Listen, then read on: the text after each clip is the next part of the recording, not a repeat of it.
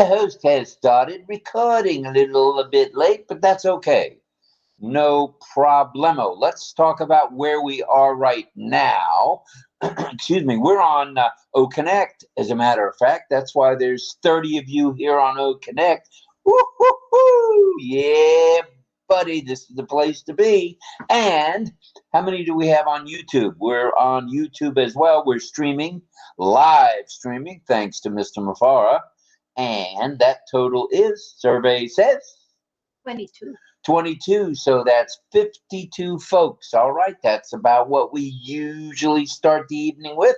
So thank you very much. Let's talk about how you can join us in the OES, shall we? Sure. All you need to do is go to our domain, which is RobLynnLive.ai. Oh, yeah. Once again, that's RobLynnLive.ai. And that's how you get to our domain. And once you hit the click on the domain, hit or click, whatever you desire, click on that domain, up pops the registration sheet or page or whatever you want to call it. Fill it out. Get yourself an O-mail, because that's one of the 3 free products you get with OnPassive.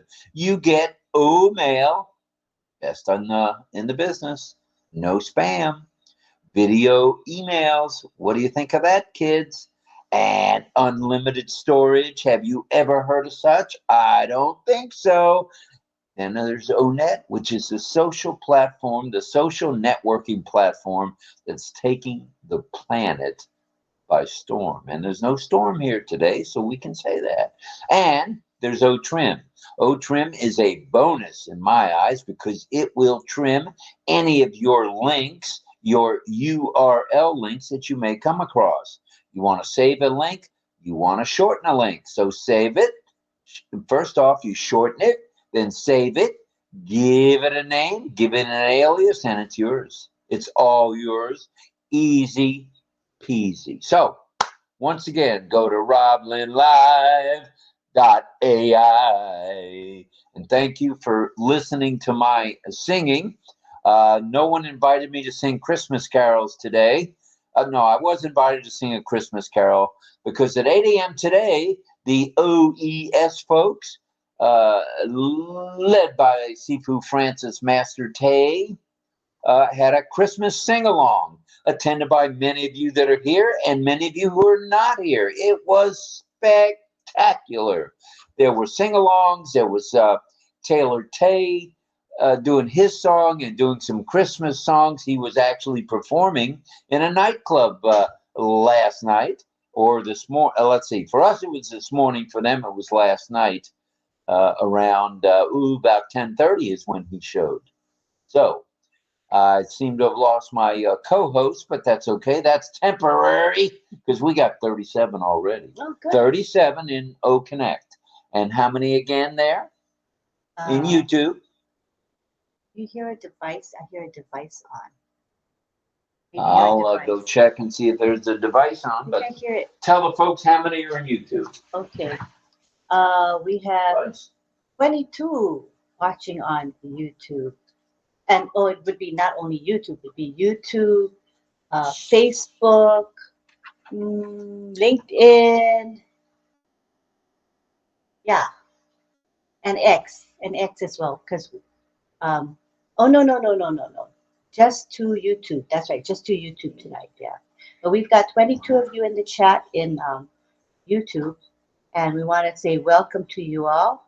We see that we've got some people on both sides. They're on both YouTube and OConnect. There are no devices on. I feel like I hear a second device when we're. Well, you could hear people walking up down the street singing. I know I'm not singing. I hear another device that's throwing me off, but that's okay. Okay. My husband will be back. Thank you. We see in the chat. Dan Price, hi. Sina, Rao Sahed, Emmanuel Onyeguli, Dominique Henderson, Pavine Benny. Hi, Pavine. Pavine in the house. We love you. Yeah. Thanks for being here. She's in Australia. Yeah. Time difference there. It's already tomorrow there, and she's with us. Yes, we have uh, the core sing here in the YouTube. Yusuf Adal, Sina, Dominique Henderson, Michael Chata, who's helping us greet people there. Thank you, Michael Chata. Emmanuel Onyeguli, and we have Sarojit is there as well. Here's what it means. No, Oh. I don't hear anything. Hmm. You may be hearing one of your other phones. You've got 3 other phones. Yeah, I'm gonna make sure. Yeah, make sure they're all off. Okay, back to me. Chacho Ali's here as well. All right, we got to step it up. We got to step up the pace. We're at 43 and more coming by the moment. Yeah, baby. That's how we do it at RobLynnLive. And you know what? The question of the week became, do you RobLynnLive? I say it again. Do you RobLynnLive? Put it in the chat. We want to know. And are you a RobLynnLiver? Oh, yeah. If you're coming here every day, you are RobLynnLiver all the way. And we appreciate that. We know there's other webinars you could be attending, whether it be tonight, tomorrow night, another morning, another afternoon. There were 39 webinars today. And you know what? We had 70 folks join us at Straight Talk.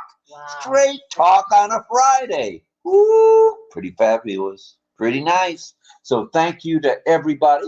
We're at 46 and we're going to climb up the ladder tonight. Okay, at 8 a.m. I told you about the Christmas sing-along. Michelle Comstra, of course, was the leader of that band, along with Chris Tiazone and Francis Sifu. Hey. Yep. All right. Then at 12 p.m., oh yeah, high noon every day, 7 days a week, Straight Talk with Lynn Nakamoto and Rob Gorman. What do you get at Straight Talk? You get the truth. You get the whole truth and nothing but the truth. We don't fabricate anything. We don't exaggerate. We just tell you the straighty scoopy. So there you go. Thank you for joining us, so many of you today on Straight Talk. It was cool. And we'll be back tomorrow with another Straight Talk. And we'll also be back tomorrow night with another topic. Wow. 7 days a week, 7 days a week. That's how Rob and Lynn do it. 7 days a week. Okay.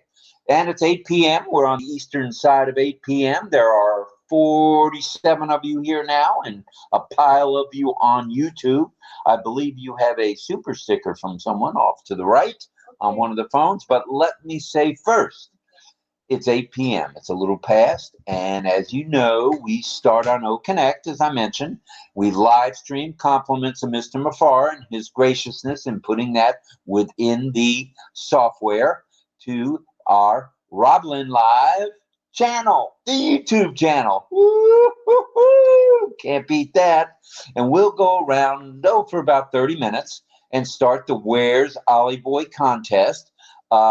We haven't heard as of yet where Ollie Boy is. We do have the background, and we will post up the background in our presentation board. I forgot the location. And we have the location. Thank you, C2, Charmaine Ung, the most beautiful person there is in the design world in sunny Singapore.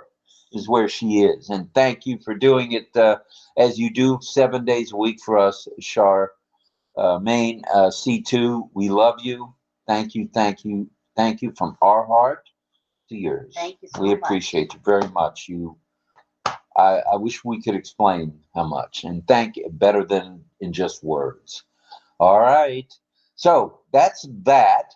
Then we'll do the Ollie Boy contest. We'll get it started anyway. We'll show you where Ollie is. We'll take your guesses, and then we'll have a countdown of 3, 2, 1. Not yet, Chris. Don't do it, Chris. Don't take us off live stream yet, Chris. Not yet. He knows. He's sharp. Hey, it's 50 people here right now. Come on, Rob. You can do better than this. As you know, we're going to show you where Ollie is, and then we're off to OConnect.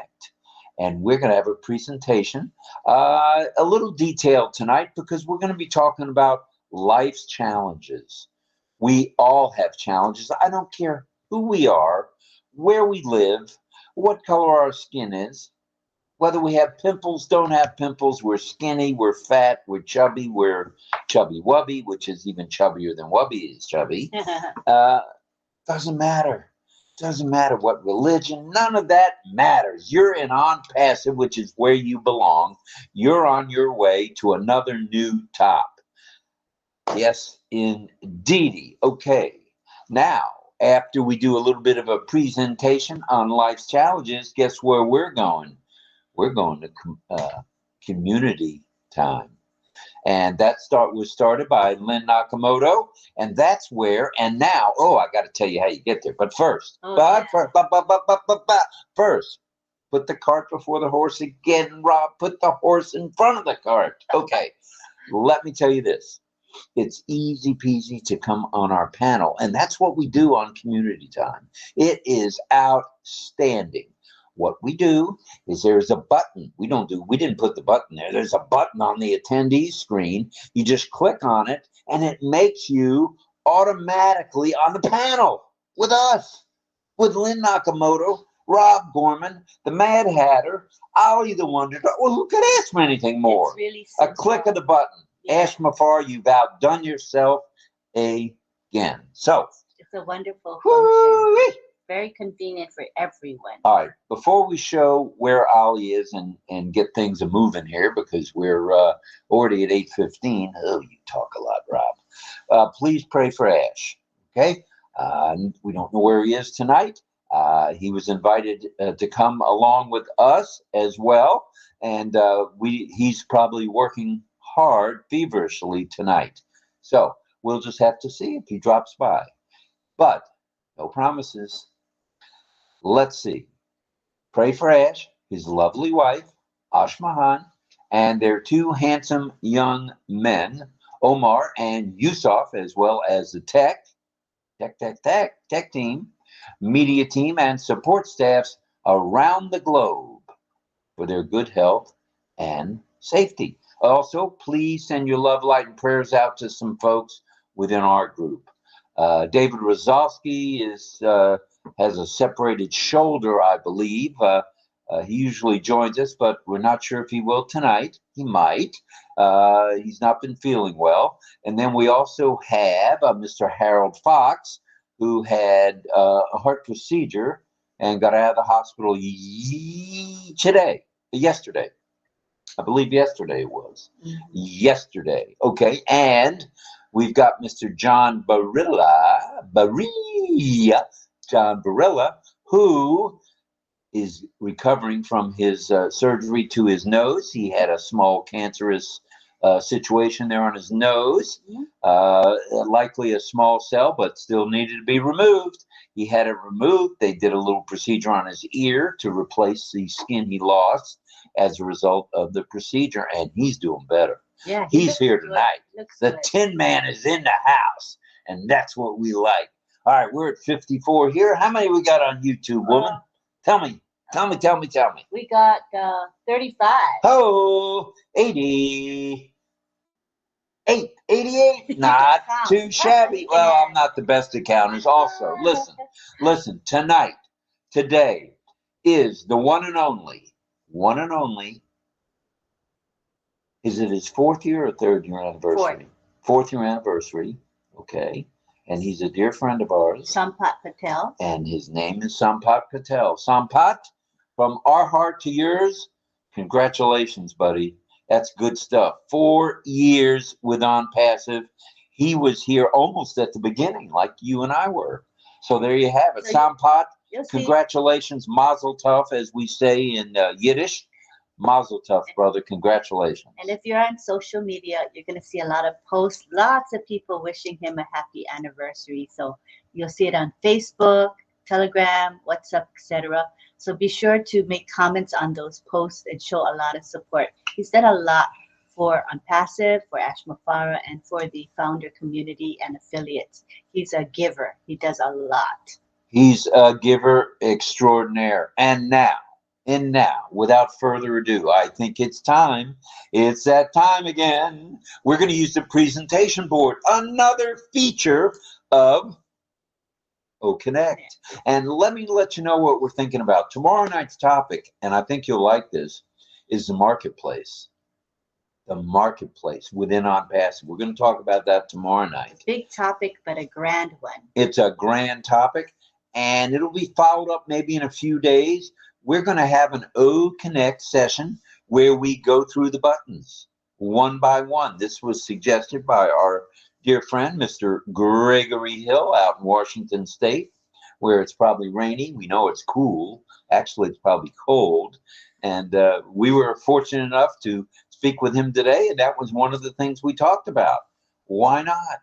Why not just do a one-on-one? Let's do a one-on-10 or a one-on-20. Keep it small and keep it to people that are really interested in learning all the buttons. So that's in the works, just so everybody out here in radio land knows about that. There's 55 here right now. On a Friday night. Yeah, buddy. That's good. A lot of times people are out and about on Friday night. And it is the Christmas season in many parts of the world. So let's do this. Let's go to the presentation board, please. All righty. And here we go. And here's Ollie. Wow. Check the visual out, everybody, please. Check it out. Ollie is sipping on something. Looks, I don't think that's non-alcoholic. I think he may be tipping one there. What do you think, Lynn? Maybe. It's got a cinnamon stick in it. Could be a rum runner. Ooh, could be a slow gin fizz. Ollie, what are you doing? It's a pretty color, whatever It's it is. beautiful. And there's lemon on the side and other fruits. It could be a sangria in a short glass. Ooh, I'd like some sangria. Okay, so today is December 22nd, 2023. It's 8 p.m. Eastern Standard Time, and there is the background. We're going to leave it up for another minute or so. And since we're still live streaming, I'd like to remind all of you, do you RobLynnLive? I say it again. Do you RobLynnLive? I know you do. You're here. I do. You're here. You do? Yeah. Ooh, you better. I do. Okay. I'm glad you do. And all you RobLynnLivers out there, hello to Pedro. Pedro Jose Estrada Saladas is there. Oh, nice. And just so everybody knows, he's one of our panelists that joins us in community time, which is pretty special. He's a pretty special. He's a very special guy. So we love you, Pedro, and thank you for being here tonight. It is Friday night. And let's see, who lost the sound? Jane Helms lost the sound. She refreshed it, and guess what? She's got sound. Okay, so refresh if you need to. All right, let's do this. And Patricia Green, RobLynnLive, she comes to the panel all the time. Right on. All right. Elizabeth Baudet is here. I do. Elizabeth. She does. She was on fire last night. Yeah, she was. Good to see Elizabeth last night. Angela Lalan is here, and Sharon Koo is somewhere in the crowd. All right, Sharon. All right, enough silliness now. Let's do this. Let's move the chat to the side. Let's remove. We can leave it up. Yeah, we'll leave it up, and let's see in the chat. Let's have some guesses after. And I did remember Grandma Bobby's cowbell, which Lynn is going to ring. All right. Once I ring the Grandma Bobby's cowbell, then go ahead and make your guesses. So get ready.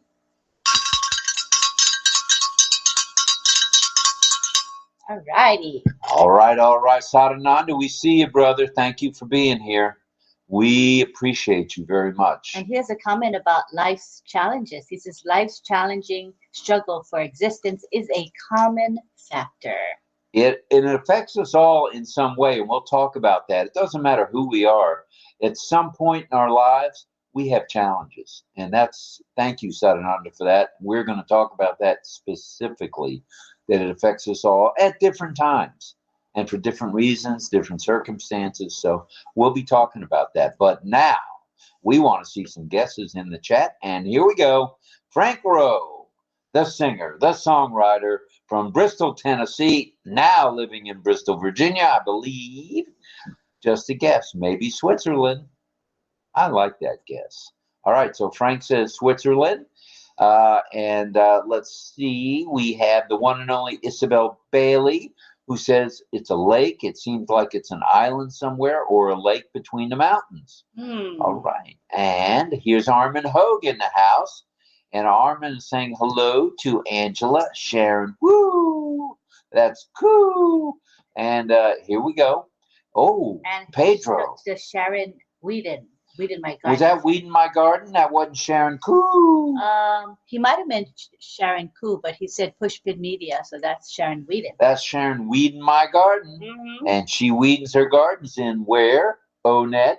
She has a club called Weed in My Garden. Yeah. All right, there's Pedro, and his guess is, he's thinking, thought he said Guatemala. Let me pause the chat. There it is. Okay, let me pause the chat. We'll back up. Okay. We're pausing the chat, kids. Okay, so Pedro is next, and he says, my guess is Lake Atition, Guatemala, Central America.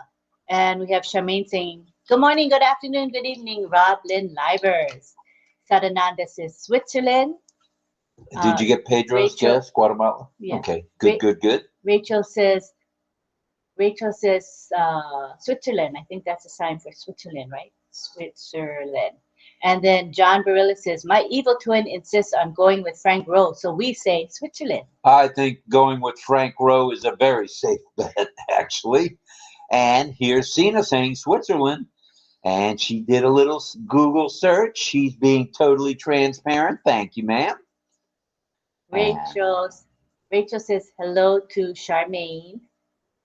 And we have Sadananda smiling and saying, to Tina's comment that she used Google search to get the answer, Switzerland. Angela Lalande says, the tropics somewhere. Mamoto says, Switzerland is my guess. All right. And Lake Atitlan. Lake Atitlan. Okay, very good, Pedro. Clover Kelly says, and Clover says, Switzerland. And Cynthia Deering says hello to Charmaine. And Sina and Angela. And whoa, Ola Sumbo's here, the one and only registered nurse, formerly a hospice nurse, now a nursing home nurse. She is a pretty special lady. She is, and she says, hello, my global family. We are your family for sure. And Cynthia Deering says, Switzerland. John Barilla, Ola Sumbo saying hello. Switzerland by Pat Green. Switzerland by Sadananda. Frank, you may be on to something. And Olasumbo. Clover said Switzerland. That was Clover? Sadananda replied to her saying hello. So that's how it goes. The name below is the one who says it. The respondent, yeah. Saying hello, and then Sadananda. Who said the original. Got it. It's in order. Okay. And Olasumbo, hello from John Barilla. And Olasumbo says hello back to John. And Frank Rose says hello, Olasumbo. And we have Angela saying hi to Cynthia Deering, Cynthia Brown. Oh, Cynthia Downtown Brown is in the house. Downtown Brown is here? Woo-hoo, the Philadelphia Flash herself. All right. And Momodu and Don and Ann McLemore. I guess her legal name is Doris Ann, but we know her as Ann McLemore. Thank you, Downtown. We appreciate you being here, and all the other ladies. Jane Helms is in the house. She says, beautiful lake and hash browns with some meat and cup of coffee with orange slices and cinnamon. Oh, that's what it was, orange slices. All right, thank you for that. And more hellos. Cynthia Brown, you're pretty popular there, Downtown girl. And Mel says, we lift up all our ONPASSIVE brothers and sisters who aren't well or feeling under the weather. We lift them up in spirit and pray for their wellness. We also lift up Mr. Mafara and his family and all the techs in Hyderabad, Dubai, and Egypt, all who are working diligently on our behalf. All right, we got some more hellos. Okay, I think all right. I think we've caught up with hellos. We've got quite a few Where's Ollie guesses, and now we're just about to head over, but there's one more chance that all of you non-passivians can do, and that is you can go to RobLynnLive.ai. The voice is better tonight, I must say. Not too Every shabby. time he sings, you notice he goes like this. He's so Well, I want to see myself singing. You know, I don't get to sing in the shower because you tell me not to sing in the shower. I don't sing outside. I do occasionally sing in the car, but there's nobody there listening, so it's a safe bet. But here there's people listening. So. And we want to say that Angela Lalande says the background is beautiful. She's saying that to Charmaine. And Gregory Hill is here. He says, hello, livers. Hello, Greg. He's in the middle of cooking, but he's still here. All right, Gregory, thank you for being here, brother. Fun day today. Thank you for suggesting it. Yes, thank you. All right, are we ready? Yeah. All right, are we ready for the countdown? Chris, are you ready for the countdown? So yes, he is. We want to remind folks who are on YouTube, remember to come on over to OConnect, and you can see the full show. And you can see the link to the full show in the YouTube live chat. Michael and Chaka, we've got a dandy lineup tonight. Life's challenges is our topic. And Michael Chaka is in YouTube right now. He has posted the OConnect link, or you can get it also in the back office, because I post the link every day for Straight Talk at noon and RobLynnLive at 8. I post diligently in the back office, so you can always get the links there. I know we're not recording, but I think it's time for a song. We are recording. We have been recording. Oh, we are recording. Then it's still time for a song. You can get anything that you want at Ashmafara's restaurant. Nice. All right. And now it's time we go to OConnect exclusively. And we're going to do that. What's that? Make sure we look at if we had anything. Okay. There are super stickers there. All right. Yes. We'd like to say thank you from the bottom of our hearts to Vivine Bene. Vivine, thank you very much for your kindness and your support. It's phenomenal. And we're going to be behind you, supporting you and your causes in Papua New Guinea. Thank you. You can count on that. We're working closely with Vivine because she is going to be showcasing what she is doing in PNG. She's doing preparatory planning to be able to help the various villages there. And I find it incredible, the commitment she has made to all the villages. So you're going to hear what her journey is like now. I mean, you will be inspired because she has a heart for PNG. I mean, she is a PNG person, right? She's a PNGer, but what she's doing is incredible. And I can't wait for her to come to the panel with her folks, and they're going to talk about what they're doing and why they're doing it. To me, this is really important for our show. We really want to highlight PNG in particular because it's going to move everyone. And PNG will be a role model for the rest of the world. There are so many countries that we call quote unquote third world countries that need the uplifting, that need the infrastructure, that need the heart. And PNG is going to lead the way and inspire the world. So we're really excited about having Vivine spearhead the discussions that are going to be on RobLynnLive. Our platform will be for Vivine and PNG. And in addition, we'd like to thank Sifu Francis Tay for his super sticker. So Francis, thank you. Vivine, thank you. Very kind of you both. We appreciate your support.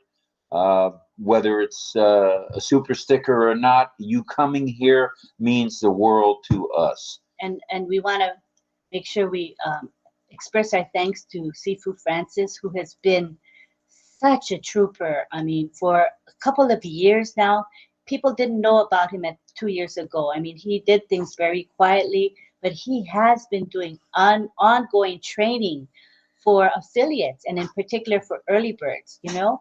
So we thank him because he dedicates his life to the OES training. He's an uplifting kind of person. He says he's shy, says he's he's not shy. I don't know where he came up with that. He calls himself an introvert.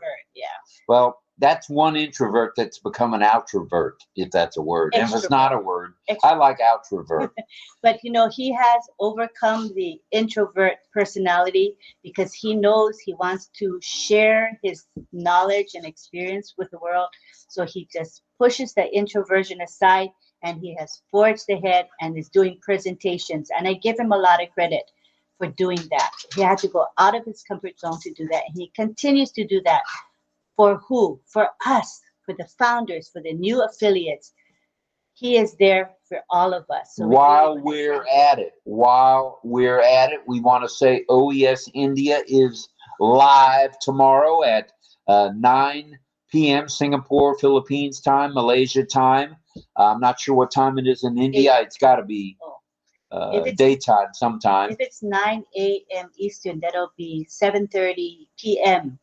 in India. So it's evening time for our friend Ayush. You got to listen to that guy.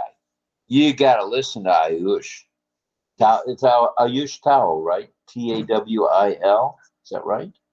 I think so. No, I don't think it's that. Okay, well, it's Ayush. And if he's here tonight, he's going to straighten my butt out.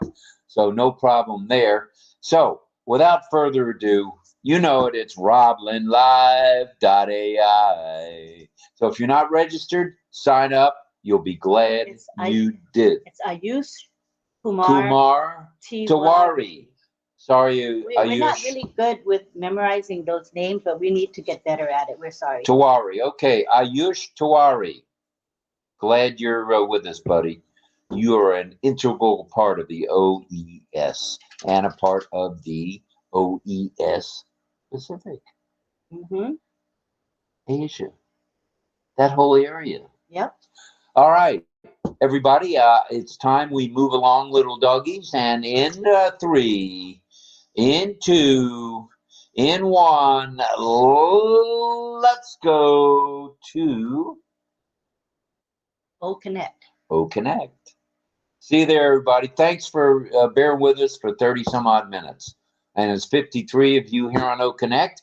Come on over if you're on YouTube, and let's get it done. Let's get it on. Let's find out where Ollie Boy is. All right. So we're going to bring in Mel. Mel's going to do it tonight? I thought she's taking a night off. That woman never rests. She is very dedicated. Let me see if I can.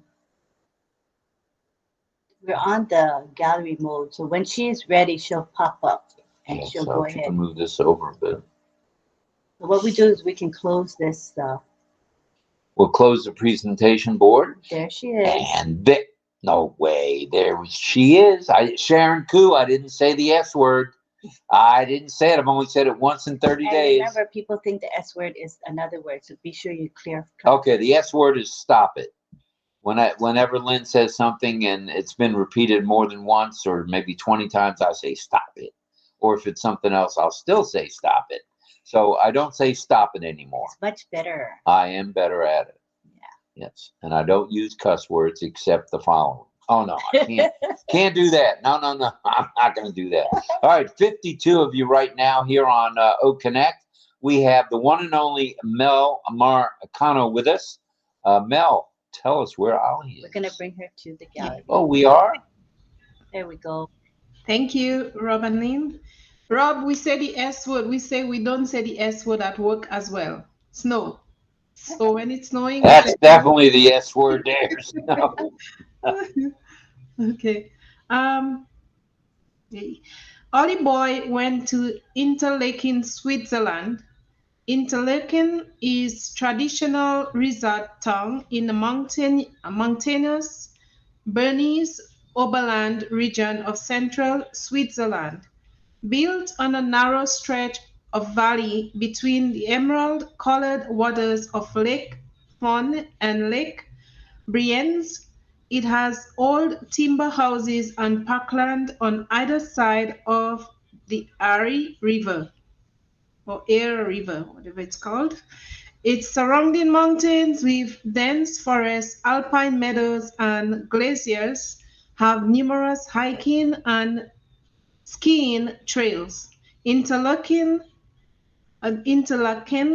is where those seeking a thrill go. It's known as the adventure capital of Switzerland. Whether you're into river rafting or canoeing, skydiving, or bungee jumping, you'll find your particular rush here. Rob and Lynn are enjoying the dish sucher Gestnetzeltes, that is Zurich-style veal in cream sauce. Ooh.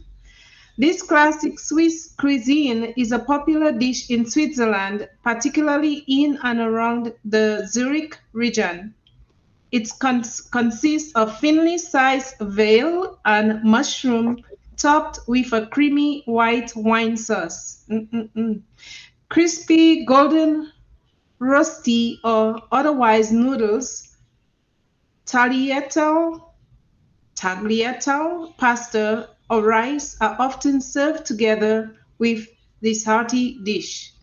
Ollie is having a glass of Gulwen, mulled wine. Gullion is a type of mulled wine enjoyed in Germany, Austria, and Switzerland. It is very popular in Switzerland this time of year.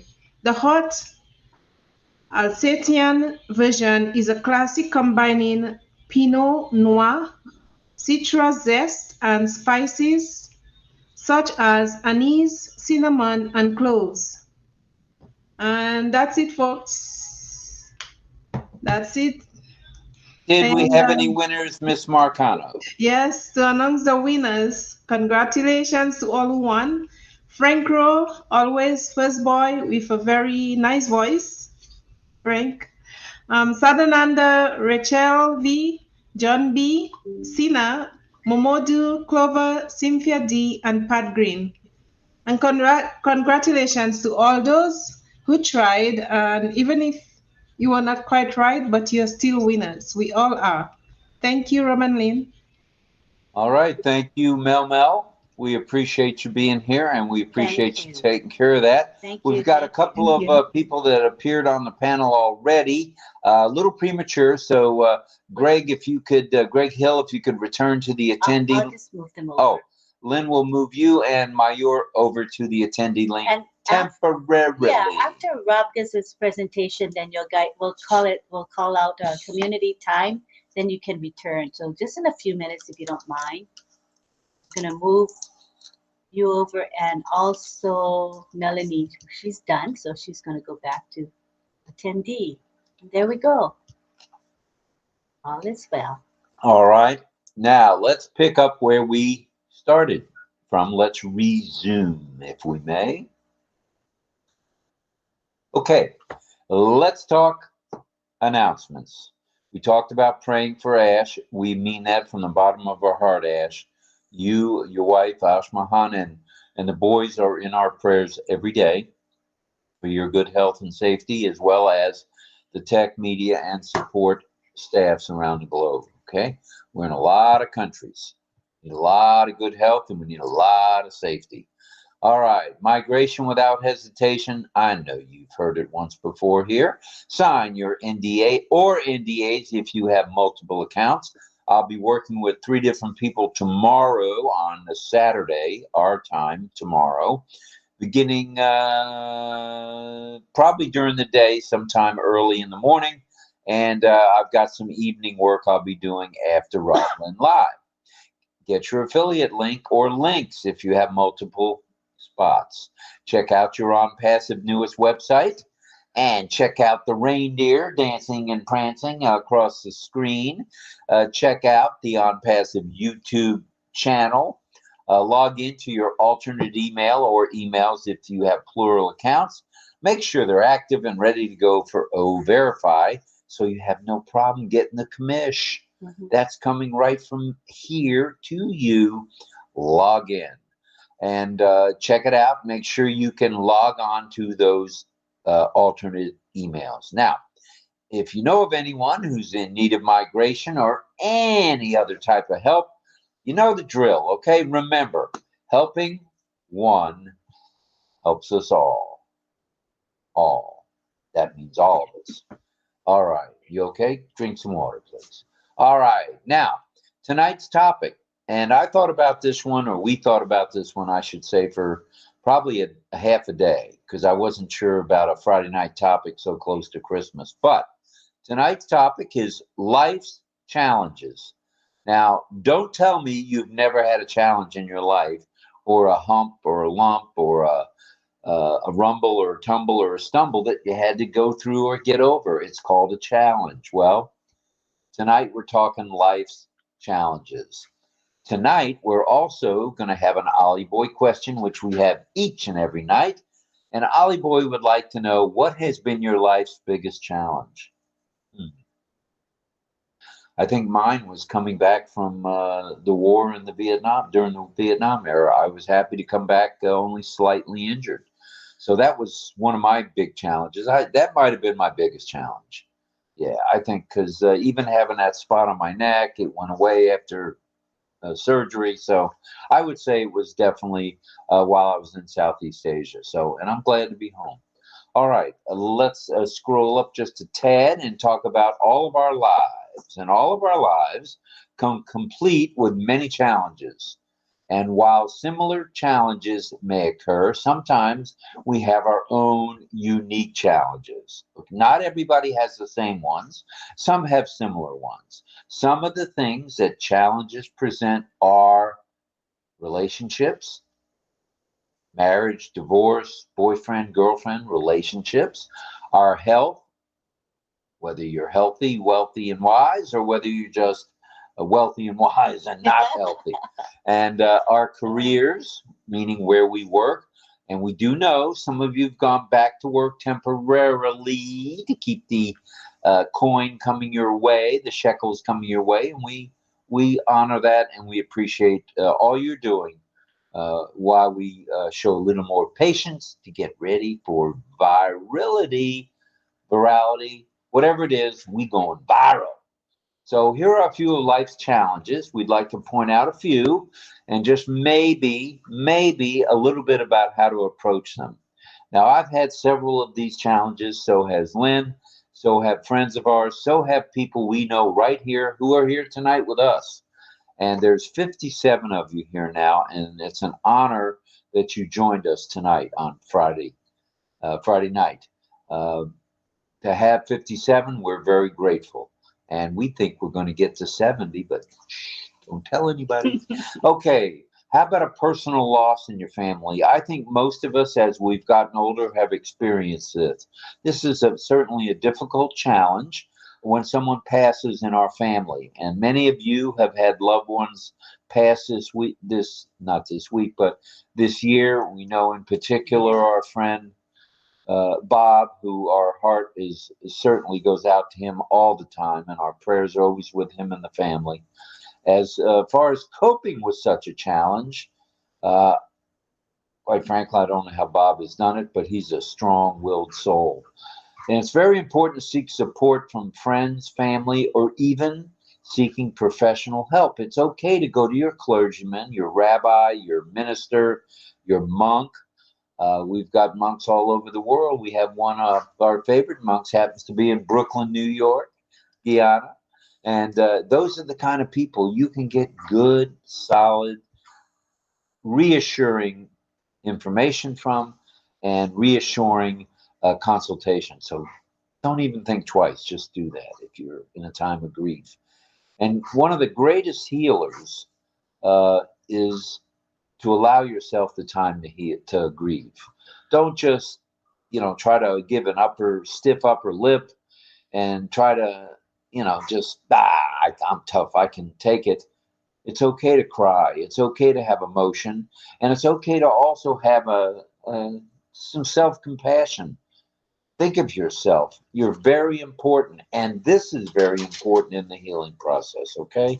So that's one, personal loss. Then we have career challenges.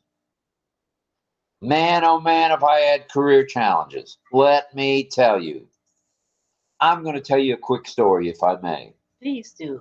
While I was working for a local moving and storage company here in the Clearwater, Florida area, my ex-wife, Kay, got cancer. Okay, and that was the first time she had gotten cancer many years ago, and all of a sudden, this employer decided that he didn't want me on the health insurance. So what does he do? He fires me for the fact that I took a day off to go be with Kay and our children at her surgery. So and here's another nice tip. What goes around in life comes around. And he certainly got his bit of Cirrus, and I don't wish it on anybody. And Cirrus is not so good luck in bad times. So what goes around in life does come around. But the answer, what I'm getting at, is that was a career challenge. Yeah. I already had 10 years in the moving business. I already had 5 years with these folks, and they decided they didn't need me anymore. And you know what? It was draining. It was physically draining because I was used to getting up for work at 4 or 5 a.m., being there to dispatch the trucks. And then this clown decides, he and his father decide to get rid of me. So Wow. that was emotionally draining. Wow. And it came at a bad time. I mean, Kay was very sick, had to have chemo, and these people tried to get rid of us. That's traumatic. And then we couldn't afford the insurance. Get that. I forgot about that. Oh. We couldn't afford the Cobra because the insurance went from $180 a week taken out of my pay to $790 that they wanted premium. Now that's up to like $1,500, but it was $790 many years ago. That was a lot at that time. That was a lot, and that was a career challenge. So I can identify with each and every one of you if you've had a career challenge, okay? But you know what? The way I looked at it, and I didn't look at it this way right away, the time might have been right for a new career, a job or change in location, always getting advice and guidance from your friends and those in whatever business you're interested in. And if you need to update your skills, hey, go back to school if you can. Get some more training. Go to work for somebody that can train you and teach you.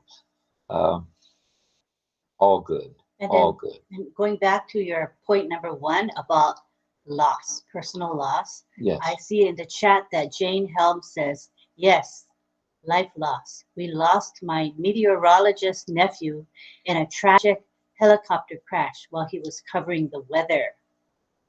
Wow. That's a major trauma. Our there. hearts break with yours, Jane. Wow, wow, wow, wow. And then Isabel is sharing that not having enough money to pay the bills or to go to the grocery store is always a challenge.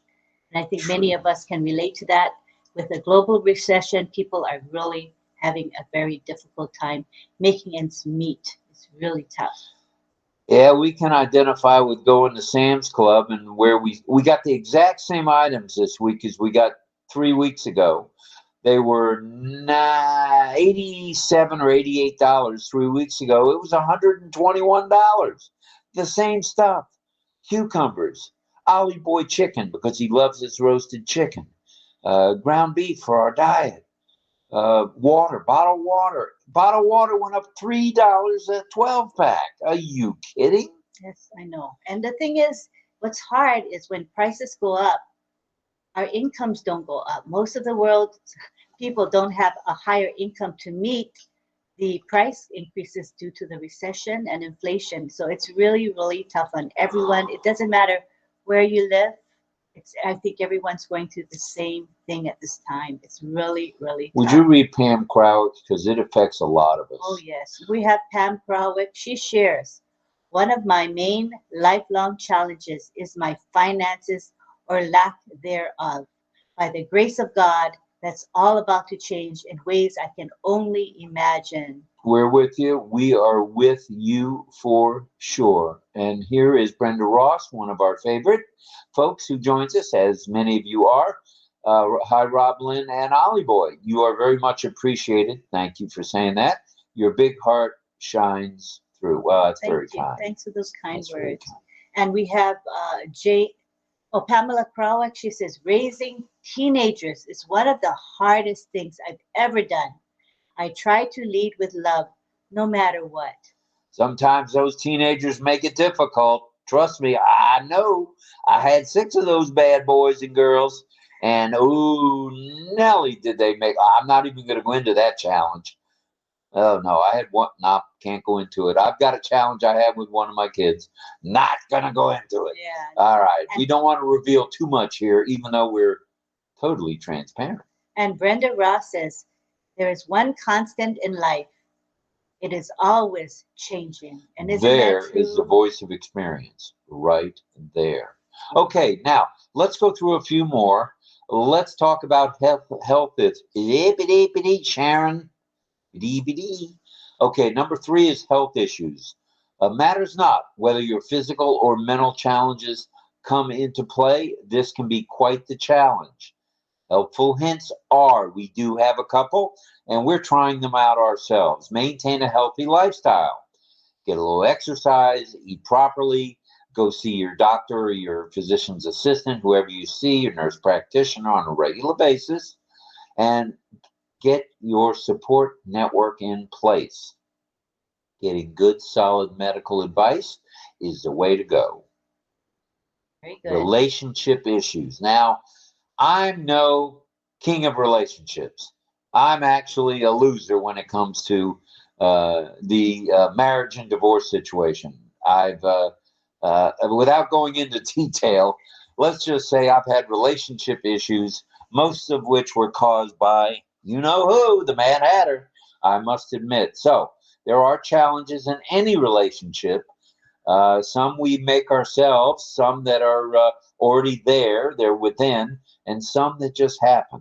And that's what we'll talk about here. Just keep open communication lines. I didn't do that. I'm the first to say I didn't communicate properly. Do I do a better job now? The jury's still out on that, but I do try. Pretty good. I do try. Pretty good. Well, there you go. I got a pretty good. That's like getting a 4 out of 10. All right. Have empathy and compassion and a willingness to work through any things that may seem difficult. If you think it's difficult, it may not be that difficult. Talk about it. Get it out on the table. Have a family meeting. That's one thing that I didn't have enough of. Okay, was family meetings. Family meetings with the kids can work wonders. So just try it. Work through it. You might find you need some counseling for a fix. And according to Brenda Ross, that's how we grow. That is how we grow. And 4 out of 10, root for improvement. Well, I haven't been married 10 times, but that's cute how she says LOL, 4 out of 10 equals room for improvement. That's from Jane Helms. Okay, well, I haven't been married 4 times. Don't plan on being married 4 times that I know of. And then Rachel Violet, she says, Lynn needs to sleep. LOL. She probably does. All right. So it's a good idea. Get some counseling if you need it. See your rabbi, your minister, your monk, your priest, your Buddhist priest, whoever. Just get some help. Fix it up. Fix it up. Get rid of that as a challenge. Financial stress. Now, we know a lot of you are going through some financially difficult times right now, and it can be stressful. And it really can be demanding on a relationship. Can it, Lynn? It's best to maintain and stick to a budget if you can. But budgets right now, with the way inflation is and the way the economy is around the globe, I almost choked when I saw what Brenda Ross just said about her cousin being married 7 times. Oh, you babe. Let's get back to business here oh my goodness. It's best to maintain and stick to a budget if you can. Okay, try it. Try it. Do your best to stay on a budget. It's not easy anymore, and we know that. Change and personal growth. Be open to change. Be open to change. Take a look at Ash Mafara.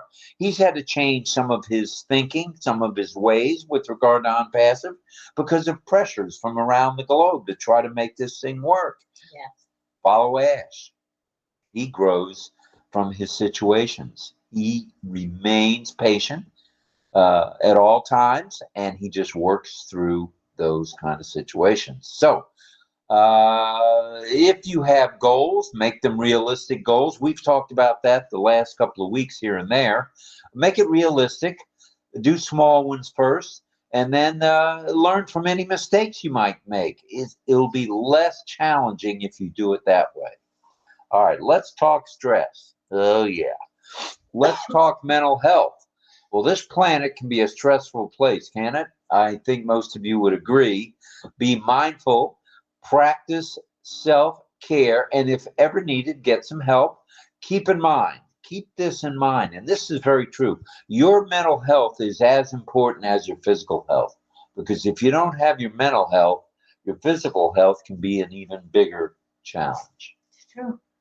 All right. Keep in mind to have a consistent, congruent, and complete work, family, and personal life. In other words, don't just go to work, come home, and do an Archie bunker and sit on the couch or sit in a recliner. No pun intended there, DL. I have a recliner too. Demanding in this fast-paced life, and that's what we guys do. We are recliner guys. And delegate and prioritize. Put things in priorities, will you?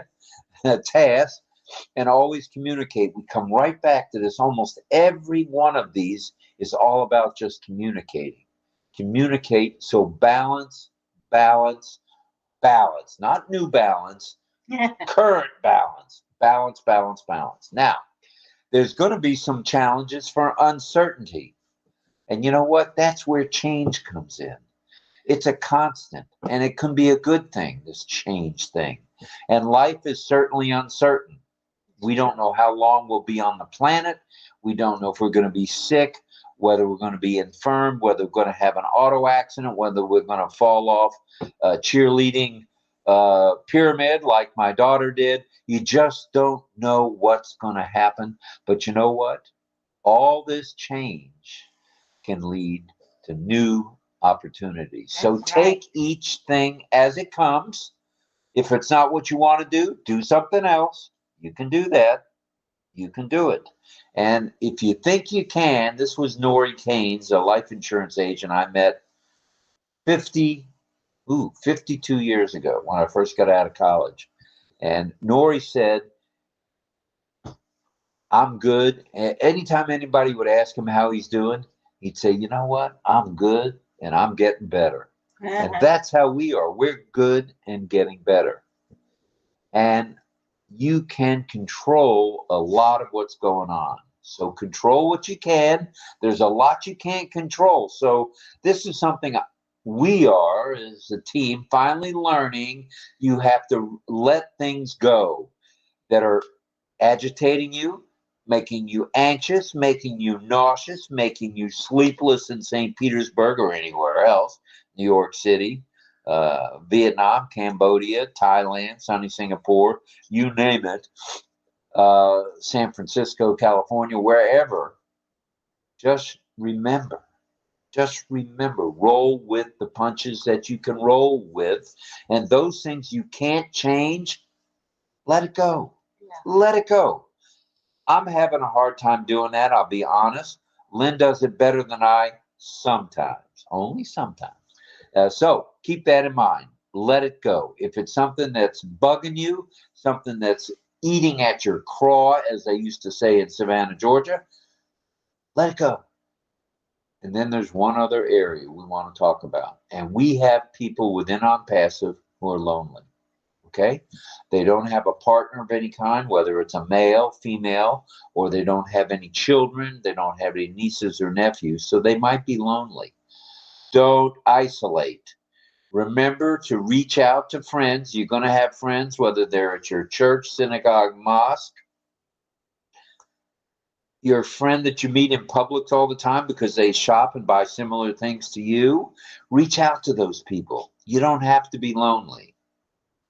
Reach out to your friends. Reach out to, like I said, the people at Publix, the people at the laundromat. Those of you who go to a laundromat and do your clothes, where you have to pay to do your clothes, chances are, if you go on Saturday at 1 o'clock in the afternoon or 2 a.m., you're seeing the same folks. When we lived in Honolulu, we had a laundromat downstairs from the condo we were living in, or studio we were living in. And if I would do laundry at 2 a.m., I saw the same two guys at 2 a.m. every Sunday at 2 a.m. going into Monday morning. So that's when I did laundry, because A, there were more machines available. Out of 10, I think there was at least 6 available. So you don't have to be lonely, okay? Reach out to folks. And this is a family, okay? ONPASSIVE is a family. And we're going to say one other thing. And the first thing we say is we're one family, okay? We're a team of professionals working round the clock, round the globe for us. We have a team, I should say, of professionals. We're one massive movement. And take a look around you. There's more and more people coming to webinars. There's more and more people paying attention. There's more and more people that are ready to go viral. So we're a massive movement. And as Lynn says, we are one ONPASSIVE. And don't you forget it, as my neighbor, the Italian neighbor I had, don't you forget it, Robert. Don't you forget it. So here we are. We've gone, oh my goodness, we've gone over. I would like to acknowledge the chat. There's a lot of quality comments being made in the chat. We're not able to read all of them, but I'm browsing through them, and you folks are sharing your hearts and your souls with us and with each other. It's so beautiful. Frank Rose says, one of my hardest challenges was raising my children by myself due to a tragedy that left me a single parent. Our heart goes out to you, Frank.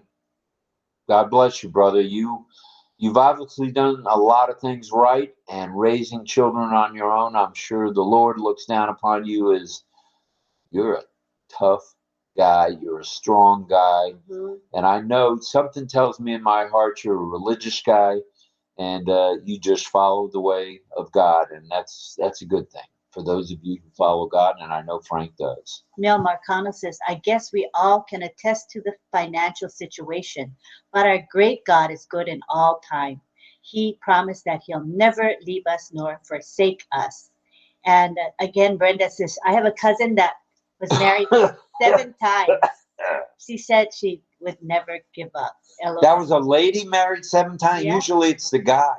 7 times. How many children did she have with 7 gentlemen? Well, obviously they weren't gentlemen, or she'd still be with them. Well, in all honesty, Rob said he was at a 4 out of 10 times. I did? You said 4 out of 10 earlier when the comment. She's saying she's just Oh. Yeah, not that I've been married 4 times, right? And then Brenda said, hello, Pat. I hope you're well. And Pat Green says, I am still healing from a fall I took over a year ago, but I'm getting better. Thank goodness. Thank God. That's really one day at a time, Pat, says Brenda. Good advice. Jeremy Williams is here. And he says, hello, ONPASSIVE family. I'm here watching, but I'm home cooking dinner.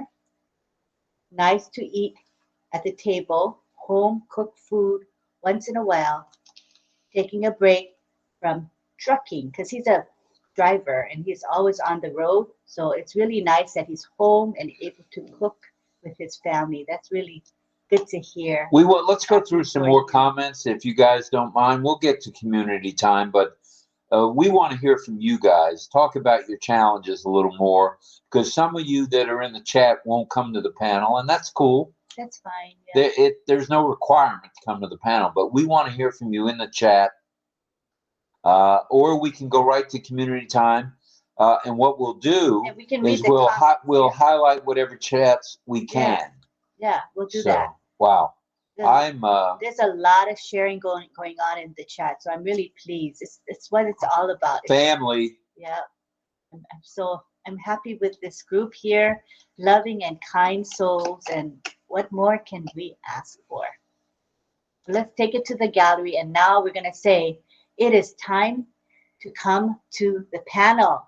And the good news is this. I used to say, if you want to be on the panel, me.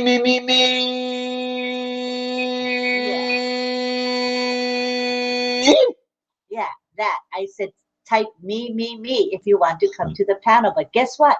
You don't have to do that anymore. There's a new functionality in this software about OConnect, and what it is, so everybody knows, if you are the host, there's an additional icon on the upper left-hand corner, and when you hover over it, it says speaker request off. So what I can do is I'm going to click speaker request on. So right now it is on. This means that those of you who are attendees, you're going to see another button on the bottom. It's towards the right side of the panel. It looks like a person and some waves, like sound waves around it. That is the button that you click to request to come to the panel. When I see that, it's chosen on my upper right-hand corner. If there's one request, I will see the number 1. If there's 2, I'll see 2. And all I have to do is accept or decline your request. So this is such a beautiful new feature. I love it. We used it yesterday and it worked perfectly. Makes it so easy. No need to say me anymore. You just quietly go and click that button. And if you have any questions, let us know in the chat. Ask questions. We will help you so that you can use this new functionality, which is a beautiful thing. And as I've said, I'm going to see if there's a number 1. And sure enough, on the upper right-hand side, because I am host, I see speaker request. When I hover over it, it says 1. So what I do is I click on it. I click on the button. And guess what it says? It says Elizabeth Bade. Bade. And where's Elizabeth from? She is from PNG. All and right. We also have Jane, and Jane H, I assume means Jane Helms, I'm pretty sure. Love to have you on the panel tonight. Count how fast it takes them to come, okay? So we're going to click on Elizabeth Bade first. Here we go with Elizabeth. I'm going to tell you when I click. I'm going to click accept. Now, so count. 1001, 1002, 1003, 1004, 1005, 1006, 1007, 1008, 1009. And there she is. 9 seconds, and up pops Elizabeth There she Bade. is. And remember now, she's in PNG where the connectivity is poor. The network is weak. And even with a very weak network, she came in 9 seconds. Next one we have up is Jane Helms. And let's see how long it takes her. She's in USA, so it should be a little faster, I believe. Here we go now. 1001, 1002, 1003, 1004, 1005, 1006, 1007. Oh, no, she's here already. We just didn't see her. Oh, 5 seconds. Yeah. Wow. That was good. 5 seconds. Instead of us having to search for you on the thing, it pops up. And, oh, man, this is very cool. Thing. And what I'm going to do is I'm going to go to the ticker. So if you have never used the ticker, it's a beautiful feature. It scrolls a message continuously like an endless loop. And I have in memory, I say, to be a panelist, click the speaker request icon. And I keep that as a default because I use it every night, right? So I'm going to click it on right now. I'm going to publish it. And so that people, we have deaf and hard of hearing here today. They can go ahead and read that and know that it's so simple for you to come in as well. All right. And there's Greg Hill. Gregory in the house. Hello, GH. Glad you're here, brother. We're glad everybody's here. I think we can accommodate up to 100 panelists. Is that right? Or is it 24? Panelists, I think it's 100, but Okay. 24 on a screen. I think. 24 on a screen. And we can have up to 10 co-hosts. So if any of you here, hi Jane, hi Mel, hi Pat, and hi Gray. If any of you want and Elizabeth. And Elizabeth, her camera will come on later. If any of you want to be co-hosts, let us know. You can raise your hand, and I'll know that you want to be a co-host, or just wave, whatever. So, because if you're a co-host, you'll have more buttons or icons on the bottom, and you can kind of practice using them. So feel free to do that. All right, let's keep looking. I've got to admit, before we go any further with our panel, as we were preparing for tonight, it was a little bit emotional because I did think back about some of the challenges I've had, and I'm not going to go into any more of them, but I've had some pretty good challenges in my don't tell anybody, but I'm 74 years. It's just And, a secret for you and me to know. Yeah, we didn't tell the 57 people No. that are here. They have no idea. Okay, that's good. So, hello, John. We're glad you're here, brother. So, I got emotional as I was on my newly fixed computer, and I had to stop. I had to pause because I would think back. Gee, I had that mental health challenge, or gee, I had that job challenge, or well, for sure, I had that relationship challenge, and it brought back memories, and that's okay. It's okay to bring back memories as long as you don't dwell on the negative. So, some good. Oh, wait a minute. Now we got Les Hudson asking if I'm going to dress up as Santa Claus. I don't know about that one, Les, but I'm sure I'll have red on. Red shirt, red hat. I don't know about the underwear or the pants, but we'll do the best we can with what we got. All right, let's see. So here's what we're going to do on the panel tonight, since it's probably going to grow bigger than just the 1, 2, 3, 4, 5, 6. So, Rob, hope you are able to. Yes, I have the multiple monitors now, and I'm able to really, scoot right through it unless I get emotional or turn the darn news on, which I need to get out of that habit. So we'll kind of limit everything to about 3 minutes if everybody doesn't mind. 3 minutes a share, and then we'll come back to whoever wants to speak again. And just there's a virtual hand you can raise, or you can do one of these, and we'll call upon you again. So again, thanks for being here. There's 53 people in the chat. You panelists are here, and I think we're going to kick it off now. Dawn says the link is not working you sent me. Okay. You must be in. Go to the attendees page and click at the bottom there, the little man or little lady or whoever it is, and that will bring you to the panel. Lynn will just click accept. Isn't that, you guys, for attendees, where does the little person show up? Isn't it on the main panel on the bottom? I think John was going to say. John can tell us. It does appear on the bottom. When you activated it earlier before I left, I noticed that the little guy with the hand appears on the bottom menu. But I was going to say the link does work. I had to keep going back and starting over again. On about the 6th click, it finally worked. Just to mention that it's. Okay, good to know. Thank you for that. So Don, maybe what you can do is just request to come to the panel. Just click the person with the sound waves around it. And yeah, that's it. Sound waves, not little hands. Sound waves. I'm sorry. Oh, no problem. Oh, I see her. Don is right there. I'm going to accept you now. Wait a minute. That was like 4 seconds. Are you kidding me?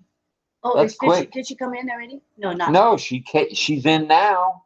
It was like, that was boom, fast. That was boom, fast. baby, boom. Wow. All right. Welcome, Dawn. Let's kick things off if it's okay. Everybody looks pretty alert. Jane, would you, since this is your first time, I think, on our community time, please. Welcome, Jane. Welcome. We'd love to hear from you. Hi, guys. Gosh, it's good to see everybody. My family. That's so neat. Don't you just love OConnect? It is so much fun. I love the new stuff. It's like, oh, great. I haven't done one for a while now. It seems like life has been really busy. So we're all trying to keep our head above water too, right? So with the Christmas season and the challenges on that aspect of it. But Rob, you know what? I really appreciate you sharing what you shared tonight. I thought that was really good. And to make this about life challenges, and we all have life challenges, and to be here to be able to encourage one another in our family, in our safe place, just means so much.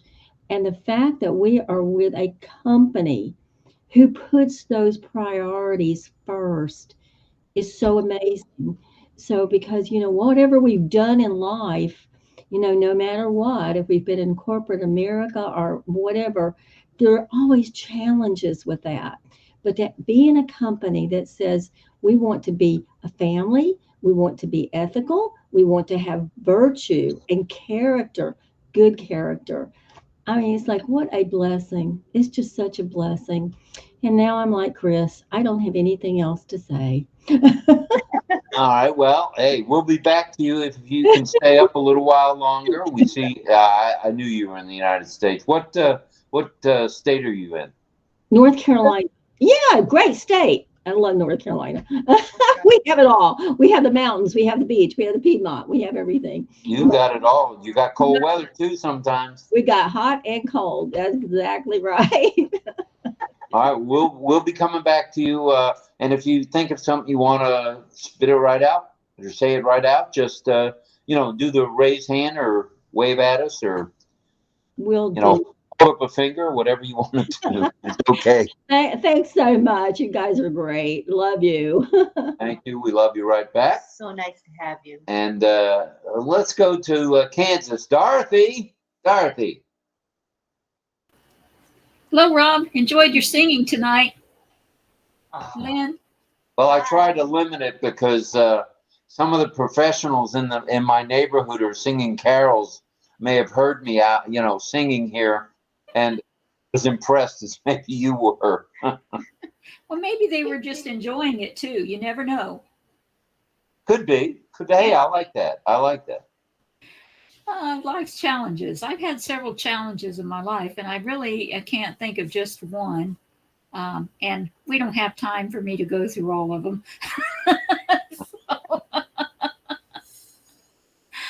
I think one of the challenges I've had lately is picking friends.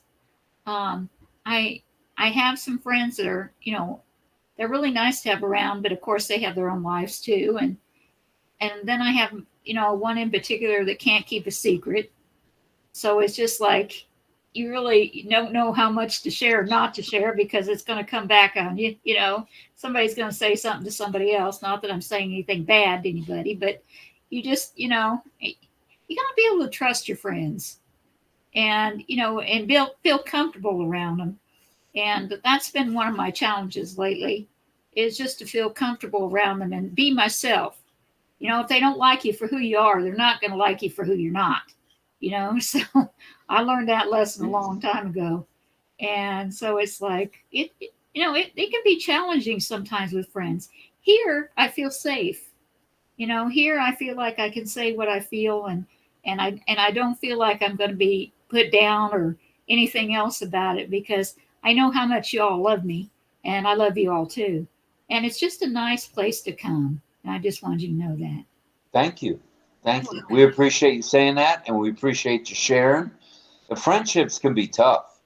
Just when you think somebody's really your friend, they go tell your other friend something that you said, didn't I tell you to keep that to yourself? So that does happen. That does happen for sure. All right. I think let's go to Mel. Mel, if you're ready, if you got to share, go ahead and share. Mel.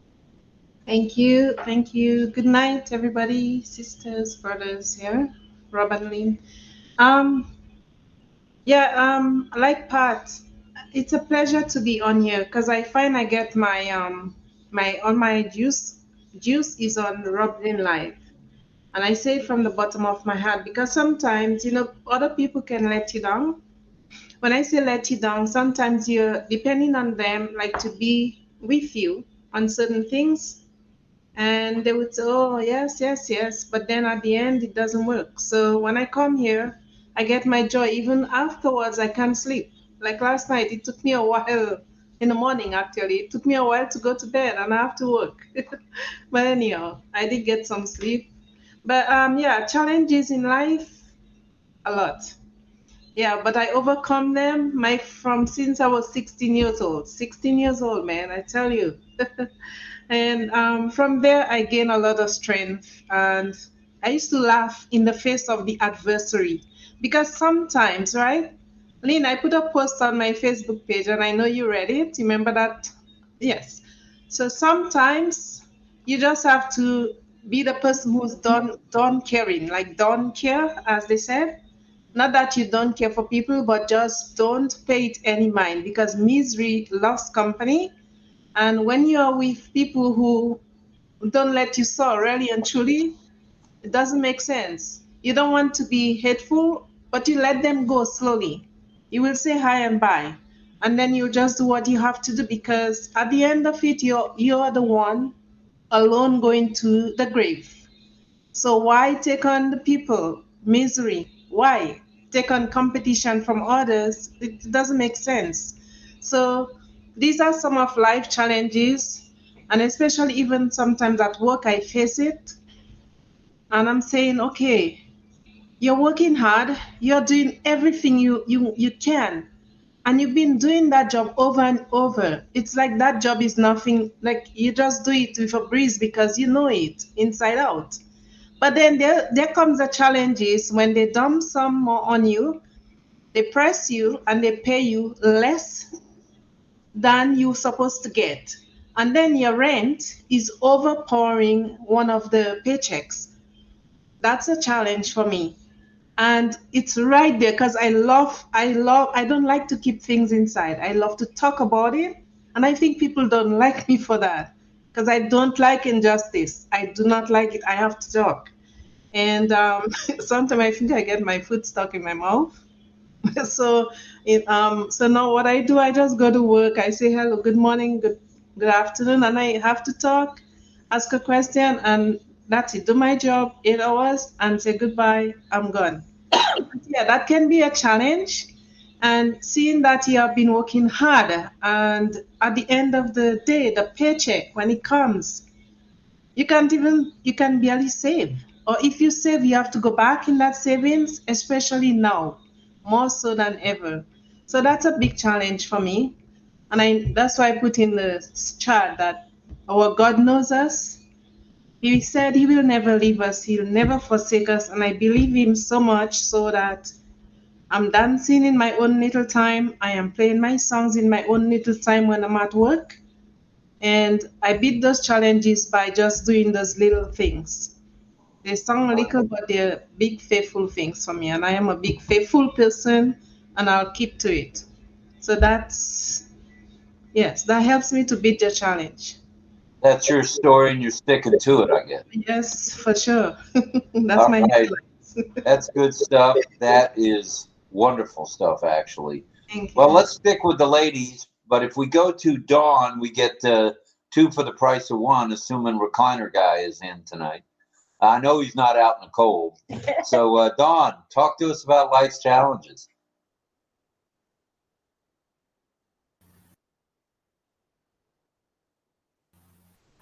There, can you hear me? You're audible, as they say in India. You're audible. All right, good. Oh, life, there is a lot of challenges. It goes in stages. I mean, as we get older, but when I was living in Michigan, after my divorce, I went to work in a medical office, a large medical office in Battle Creek. And we had 4 doctors and 4 PAs. And it was a very, very busy family practice. And I became very close to one of the girls there in the records department. Well, she came up missing. And that has been one of my biggest challenges that I've ever been through. Just trying to figure out where she went, what happened to her. And we still don't know where she's at. I still think her fiance or whatever had something to do with it, but because she was always coming in with bruises, or she'd say, oh, I tripped, or, you know, she was always making excuses for little things that were happening to her. But, you know, it has been really an adjustment for me, because we were very close and we had lunch together. We walked together during lunch. We talked a lot, and we shared an awful lot. And I think the best thing that happened to me was to come to Ohio, just to get away from the area. Because, you know, I drive by places and think, you know, where is she? I mean, her vehicle is still in a compound, you know, they just don't know where she's at. So, and it's been 20 years, you know, but my heart breaks for her parents. I mean, it was horrible. And I don't know if they're still living now. And she does have grandchildren now. I can remember when the son came in with the new baby, and I had to hold it. I said, this is for your grandma, and Mary, this is Mary holding you. And so that's the toughest thing I've been through. I've been through a lot of things, but that was a tough one. And I'm still working at it, but I'm much better. I mean, then bringing it up again, just kind of, surfaces a lot of hurt, but. Oh, you're strong to be able to talk about it. But life is tough. People have been through worse things. I mean, that's the thing about life. We just don't know what it's going to bring. And we just have to battle and fight through it and use each other for love and comfort and try to be happy. So, but I mean, I don't want to bring people down, but it was a tough time, and you just can't, I don't understand life, when things like this happen. But. Yeah. It's hard to figure that God has a way, nature has a way, the universe has a way, whatever people believe in. And it is difficult. It is difficult. And it also proves to all of us that we are very strong, we're resilient. Because as you say, many people have been through worse, and they forge through it and they come out okay. Some come out even stronger than they were before. It's just amazing. Right. Wait a minute. I was just getting ready to say, where's the guy that got the Michigan girl? And I didn't even get a chance to do that. Well, you're going to be the first guy to talk tonight. Go ahead. One of the toughest things for me was losing my older sister. She was a year older than myself in the breast cancer in the year 2000. We were really, really close. And when she passed away, I was basically holding her hand that night at midnight. And about 3 hours later, she passed away. So that was really tough on me. We were really close as kids, too. We did everything, swimming and running around, playing and running our dogs and kind of different type of things. But I think that's one of the toughest challenges I had. And then one of my friends over in the military, you might relate to this a little bit, Rob. He was stationed at Tak Lee in Thailand, and that was real tough. And he got some injuries and all that good stuff. So that was tough on me, too. I was a little bit younger back then. I was 19, 20 years old, serving in the Far East. But I think the toughest, though, would have been my sister. She was young. She was only 45 when she passed away. So that's why I can relate to Melanie in particular. I have an idea of really what she's gone through. And my heart goes out to her big time. So, but that's been the toughest challenge for me.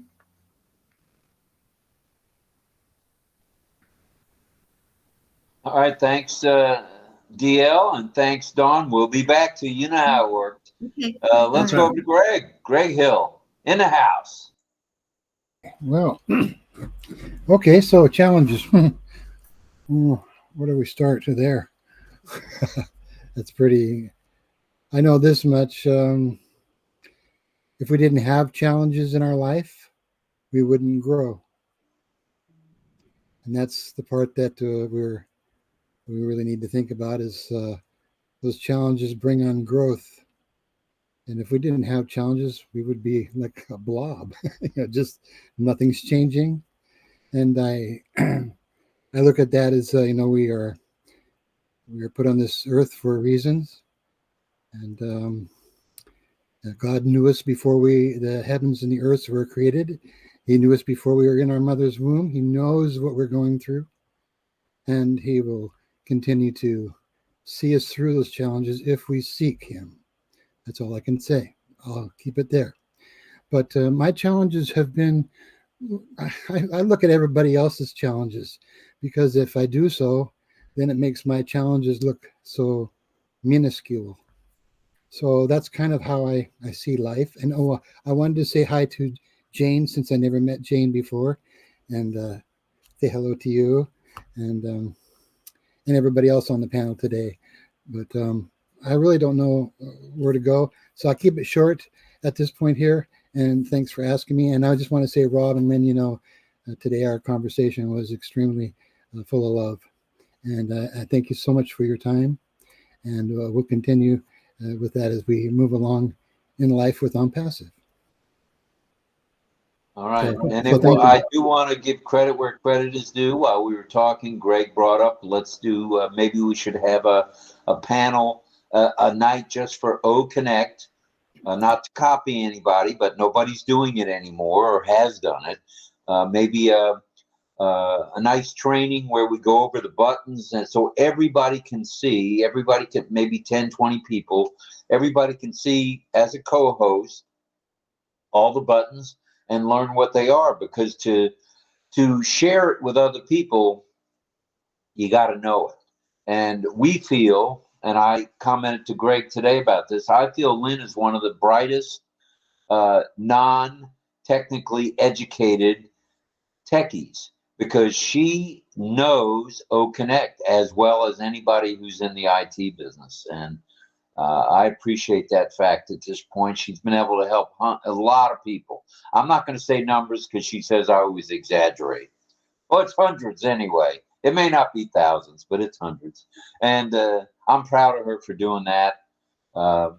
She may not talk about her challenges tonight, but she's had challenges as well.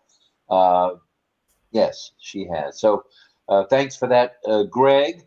I did not mean to skip over you, Elizabeth Bade. Are you able to at least unmic? How about unmute? Elizabeth Bade in PNG. Are you there?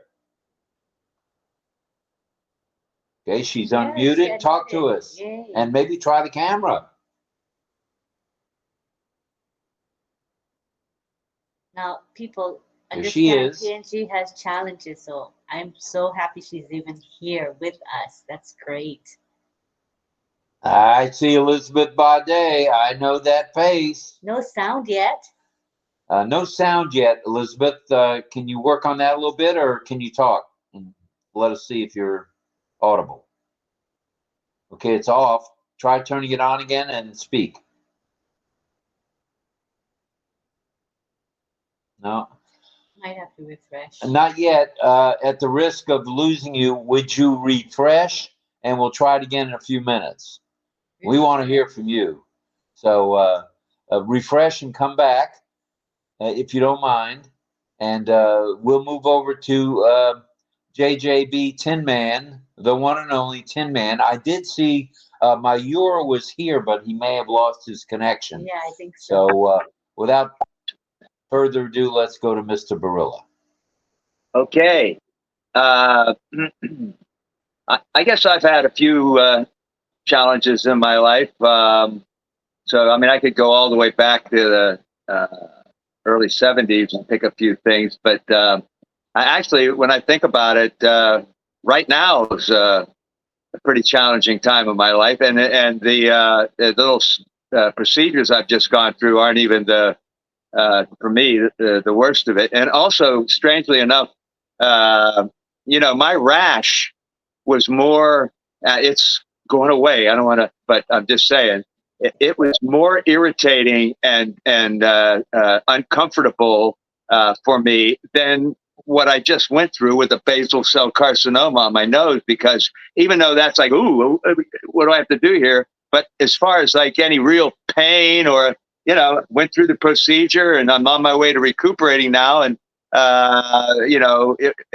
my nose never did hurt. My ear hurt a little bit, but my nose has never hurt through the whole procedure. So it's kind of an odd thing. So I won't even use those. I'm going to think of, I'm going to pick on a time when in my little old apartment here, I'm going to go back to 1999, I guess.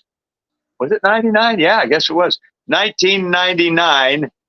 We had a fire in the building here, and it was an electrical fire caused by out-of-date wiring through the entire building, which is kind of on the landlord. But It started above me and in the front apartment, in the wall, in the electrical line.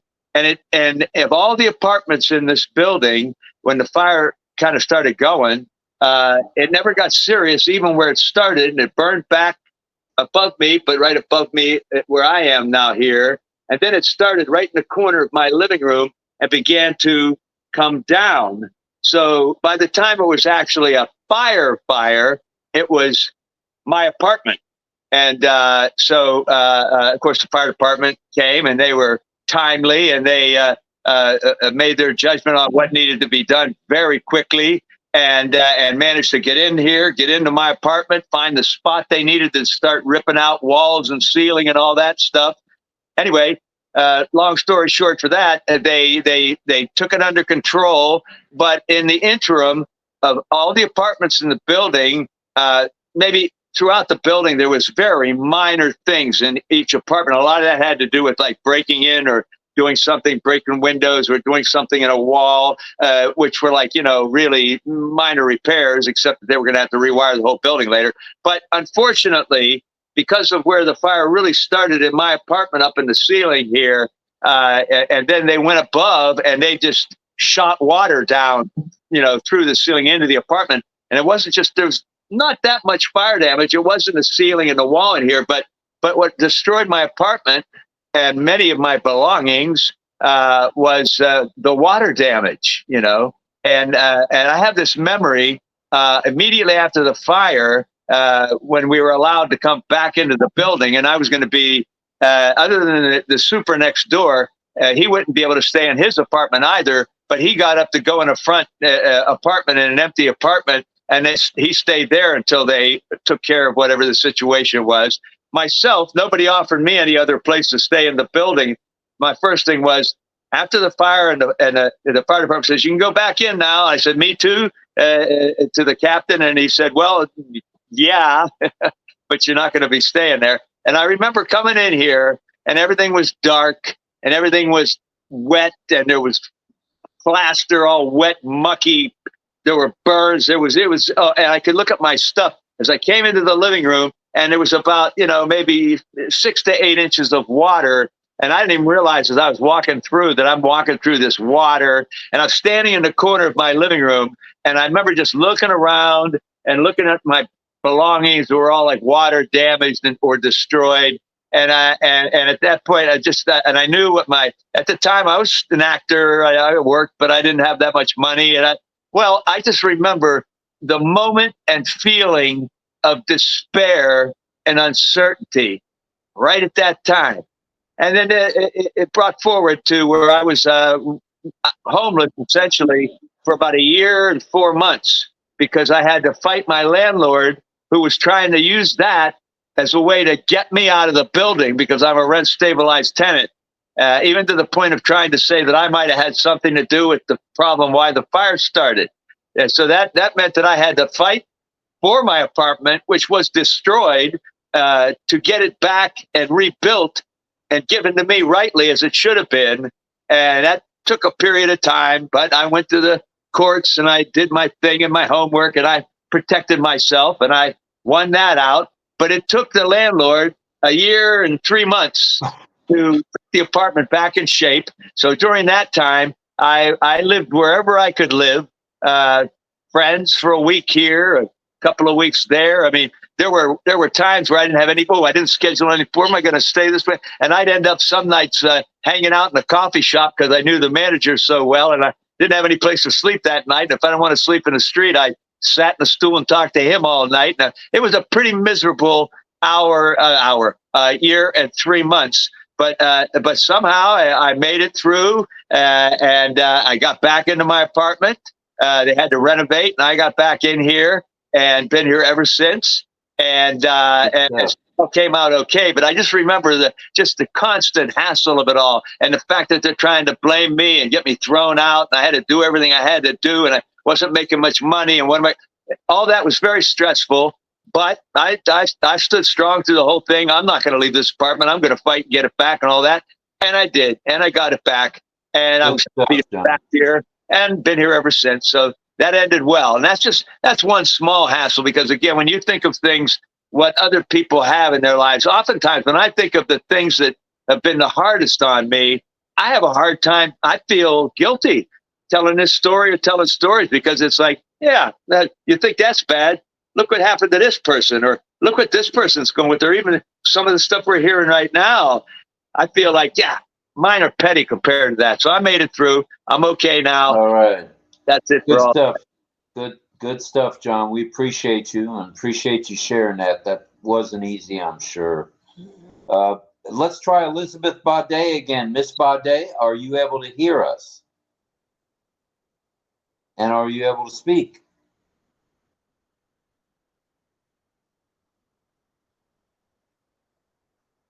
I think she's trying to speak. I see her Yes. mouth moving. Did you try refreshing? Yes, she did. She went away for a minute and came back. So she refreshed. Well, stay on camera if you will, and we'll try to come back to her. Stay off camera if you will, and we'll try to come back to you. Darn, that's upsetting to me. We won't give up. We won't give up. We never give up. All right, Jane, back to you, Jane. Unmute, please. Unmute. Unmute. Oh yeah, I got to do that. John, as you must really like that apartment. Is all I can say. It's like, wow, that's a lot to go through, and and several people have mentioned this. It's like, sometimes when we go through such hard things and difficult things, it's like it really can make us stronger. Especially when we lean on the Lord. And I know Gregory Hill referenced Psalm 139, which absolutely is a phenomenal psalm, because God knew us before the foundations of the world. He knew our names. He knew what we were going to be. He knew what potential that we have. And he says, look, I put this potential in you. I have this for you, and they're only good things. It's just following it. And I know, I'm sorry, I'm not a person that cries easily, but when I talk about this, sometimes I do. But because my nephew was a meteorologist in Charlotte, North Carolina, he kissed his wife one morning, and they had one of these fairy tale marriages, the Hallmark marriages that are so phenomenal. I mean, it was incredible. Had 4 kids. And one morning he left for work, kissed his wife goodbye, and before noon, he was asked by his station to go on a helicopter ride with the pilot. And before noon, he was killed tragically. The pilot was phenomenal. He avoided this incredibly busy highway because they were going to crash on the highway and crashed just beside of it. So he saved countless lives. And, of course, there's going to be an inquiry into how this happened.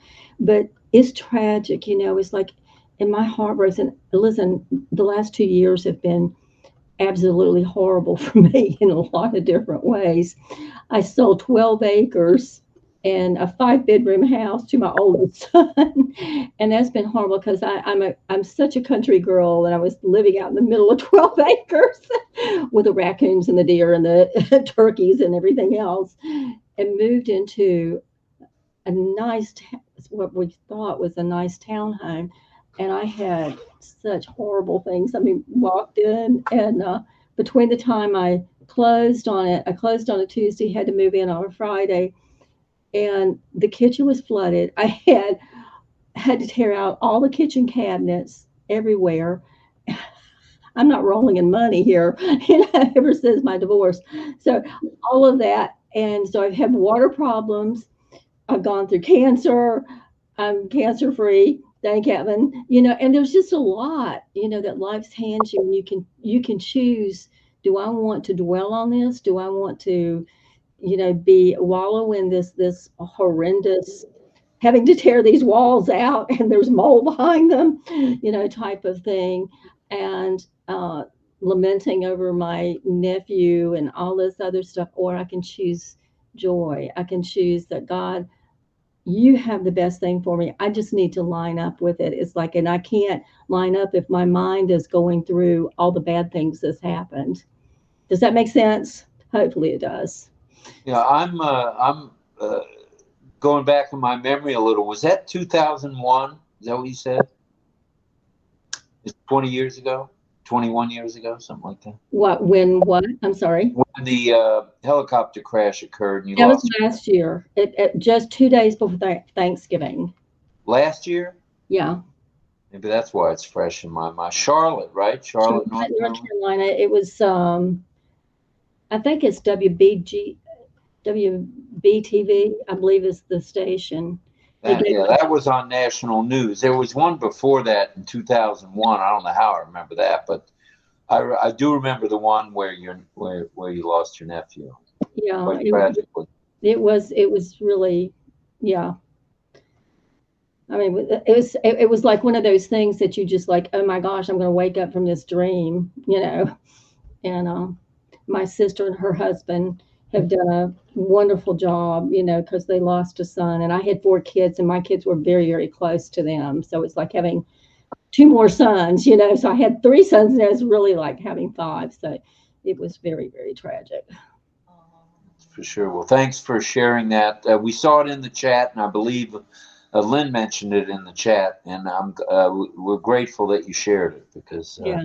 Well, thank you for listening. Sometimes it just helps to know others, or you know, you're in that your prayers are with us. So I can tell that. And this really is a family, which is so wonderful to be able to share in ONPASSIVE and get to know each other too, and things like this. So, right. Thank you for letting me share. Thank you for sharing. Don't go away unless you need to go night because we're not done with you. If my little dog needs to go out, I may have to run. But other than that, well, we love dogs, so if the dog has to go, then you have to go. Well, let me tell the story just real fast. I had lost my German Shepherd because she had gotten old, and I had to have her put down. And you know, you cry and cry and cry, you know, all these tears. And I said, Lord, if you want me to have another dog, you're going to have one show up the door. The next week, this little dog, now I'm used to labs and German Shepherds, big dogs. And this little Chiweenie shows up at a neighbor's door, and they said, we can't keep her because she's afraid of our dog. So 3 years later, I still have her. So she's a cute little girl. And I named her Golda because she's a golden color. So Golda, come here, Golda. Golda, it's time to eat. Don't call her; she'll need to go out. Okay, that's what I do with Jaleesa's dogs. I'll call out to them, and they'll perk up and well, where's that guy coming from? Yeah. Thanks for letting me share this. Just a cute little story. Pedro has joined us. Pedro, you have to unmute and unvideo.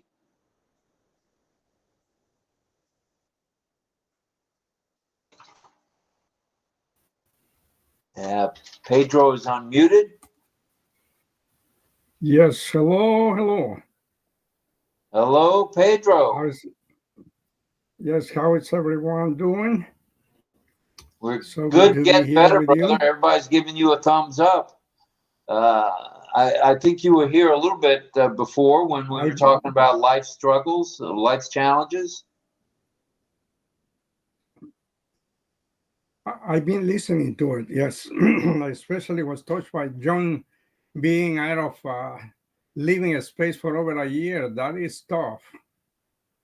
That is tough. I've been by choice. I've been like that a couple of times when I was younger. You know, in my household, my mother died at 38, so we ended up living with our aunt, and her husband was tough. If you were out of the house at 9 o'clock, you would have to find a place where to sleep. And 9 o'clock is not it's not very late. And to me, it happened many times that I was at 9 o'clock. I was walking home. Sometimes I had to spend the money that I had for the bus because you're young, you spend the money and you don't think, and then you have to walk back home a long distance, and 9 o'clock is locked. I mean, there is no,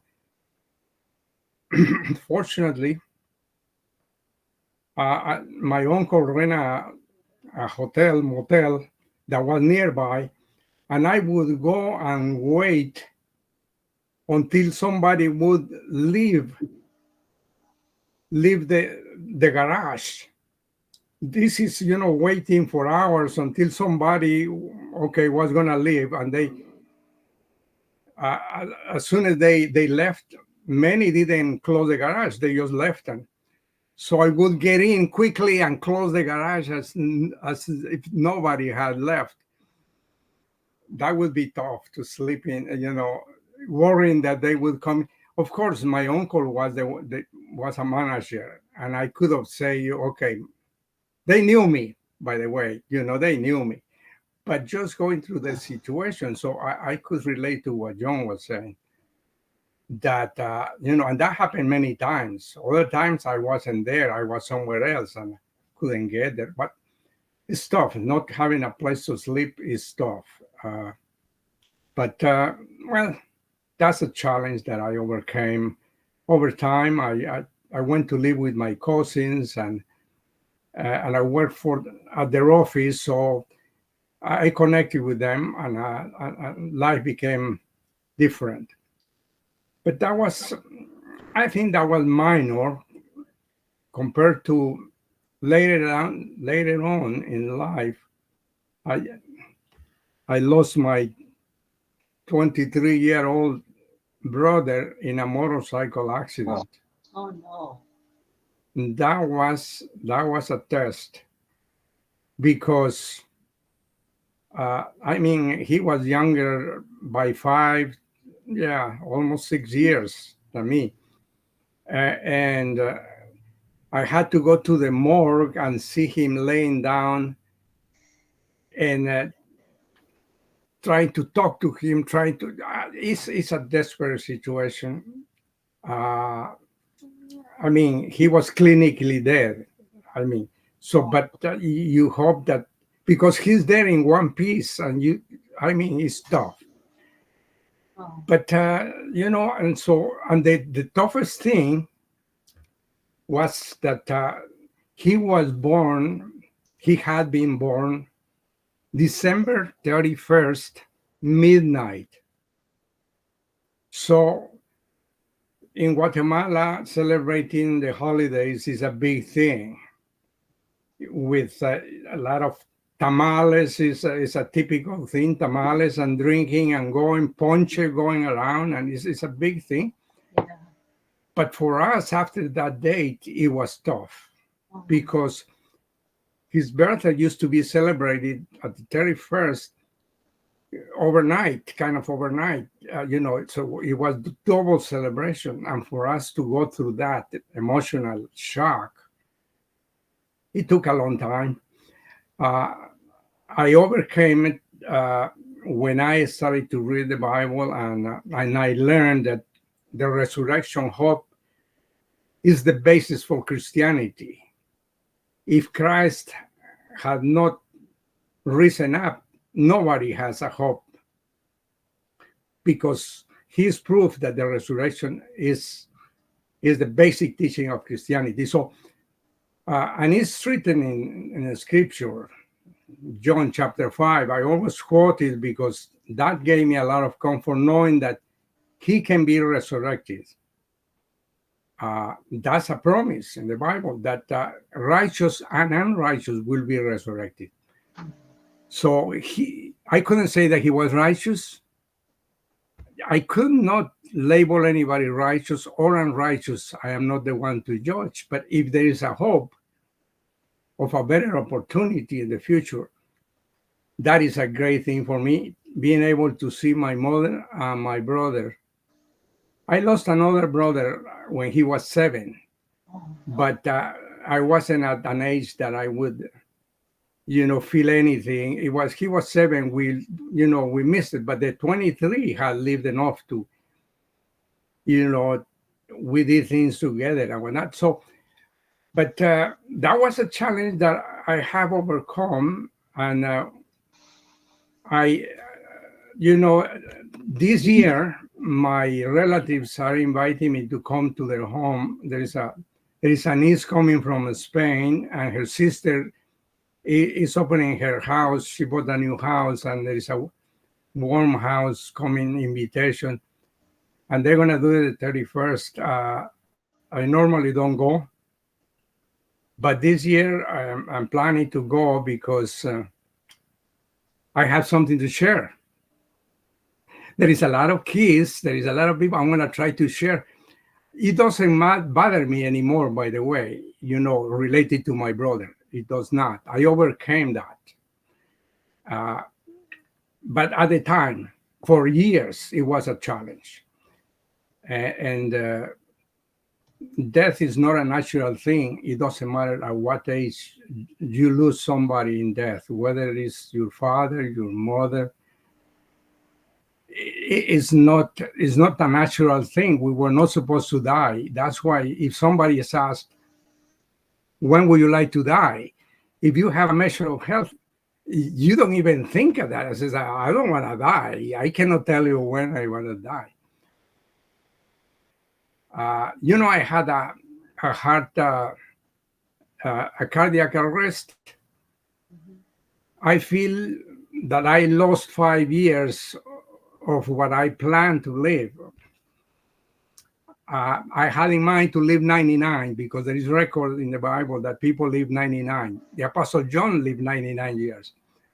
So to me, taking care of yourself, and you can live up to that age.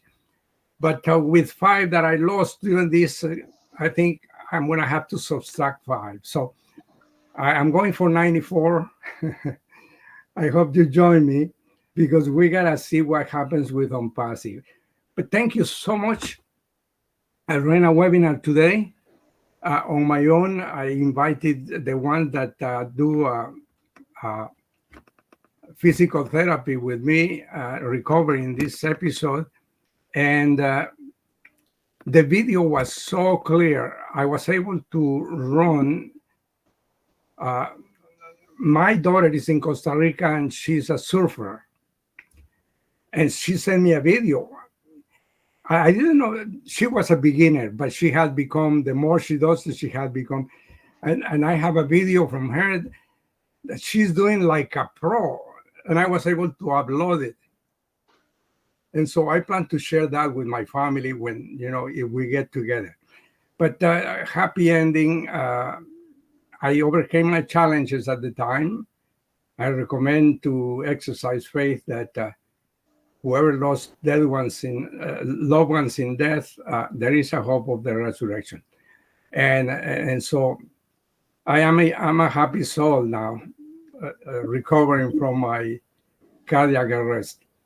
Thank you for letting me share that. I have many more to tell, but this is one.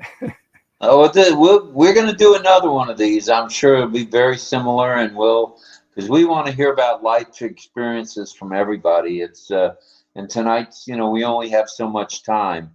So if we may, if it's okay, Armin, I see you're here.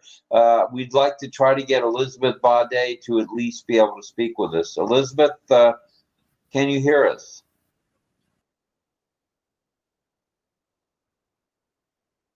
We'd like to try to get Elizabeth Bade to at least be able to speak with us. Elizabeth, can you hear us? Armin, can you mute your sound? There's sound when you're unmuted. Armin, you can work on that. Armin. And John Barilla, I did not forget you want to sing a song tonight. You thought I did, didn't you? You thought I did, didn't you? I was just going to let it go because we could always do it tomorrow night if this is too heavy a night or anything. I mean, we still got a night or two before Christmas, but I could do it tonight if you want to do that. All right, but let me work on this thing with Elizabeth for just a moment, then we'll go to Armand. Go. If we get out of time, we could do it tomorrow night. But if you got time, we'll do it. No problem. Oh, I don't see anybody's ready to race to bed or race off to have dinner anywhere. And I think Greg, have you already done the dishes? It's okay. Okay, so we're good with Greg. All right, Elizabeth, I couldn't hear you. Let's see. Did you bring someone else in? Oh, Pat Green, Patricia Green, go ahead. Your hand is raised. The floor yields to for 71 minutes to Patricia Green. Thank you, Rob, but I don't think I want to take that long. Okay. Well, I was just trying to act like the clowns in Washington, D.C. that Pedro knows about. I'm going to leave that alone. Probably best. I should have too. You should have done. I did no politics. Oh, now I got a challenge here. No politics here. Don, I don't remember your husband's name. I wanted to apologize to him. I asked my husband to wave to everybody, and my timing was not good when he was speaking. And I wanted to say I was sorry to him. I don't remember his name, so can you? DL. DL. DL. DL. Okay. DL. And I wanted to say I was sorry. My timing was not good. So I just wanted to say that. And that's, I remember when I was a little kid, me and my brother were playing with matches, and we caught some trees on fire. We lost our place to live at the time. We were living with our grandparents. My grandfather freaked out and kicked the whole family out. My aunt was saying if they really loved you, they wouldn't do that to you. It was just a nightmare. So I thought, I'm over that, okay? Like, I was 30 years old at the time. And I I lived in this apartment, and there was a place where we could burn our trash right there. And I thought, I'm okay with that. Hey, it's all right. They've got this hole there. They put their trash in, and you can burn it, and that's it, And I'm sitting there and I'm thinking, I got to have a hose. I can't light this without a hose. I got to be able to put this fire out because I don't want to lose my house again. And all those feelings just surfaced, And I thought from 9 to 30, and that memory was still there, And it was hard to deal with. And I don't know if I'm totally over it, but it was just like, and the landlord kept saying, it's okay. We do that all the time. Nothing's going to catch fire or anything else, And I thought, okay. I just, we lost a lot because kids were playing with matches.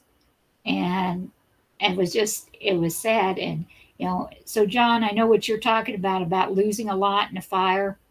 And, no, I didn't, my house didn't catch on fire in my apartment, but I can relate to what you were saying. So, and I think someday, I don't really know.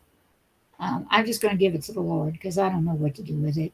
But I was thinking about that, tonight, that how something can happen, when you're a little kid and how it can affect you as an adult. And sometimes it's good and sometimes it's not.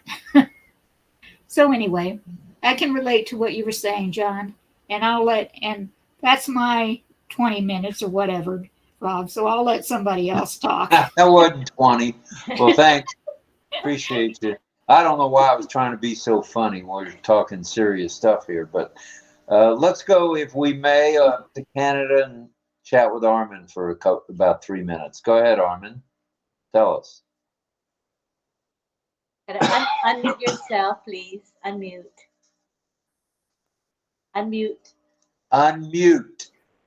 Oh, there we go. How's it? Can you hear me now? Yeah. You're audible. Now? Yeah. Audible. Yeah, he's being silly. He's doing that. Go ahead, Armand. He's being silly. You're on the ticker. You're on the. I was the class timer. clown. I say. Hey, in a nutshell, to keep it under 3 minutes, if I had to do the same again, I would, my friends. Through all the storms of life I've gone through, that's the song I like to sing because it's made me who I am today. Happy, joyous, and free from any addictions. Going on 39 years now. I'm so dry, I'm a fire hazard. Woohoo! I love you all. I'm here. I keep an open mind because the mind works like a parachute. It works best when it's open. And I always got an open mind, pretty much. Yeah. I'll break out the little violin for me. Woo! World's smallest violin. And I'll sing that song again. If I had to do the same again, I would, my friend. Thanks very much. Thank you, Appreciate Armin. We appreciate you, brother. We appreciate you sharing. You've shared a lot with us personally, and we love you, brother. Thank you for coming tonight.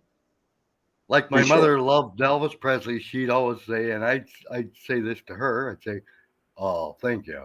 Thank you very much. All right. You're welcome. You're welcome very much. All right. Thank you very much. Okay. Well, we're up at, we're at 2 hours and 10 minutes. Not too shabby.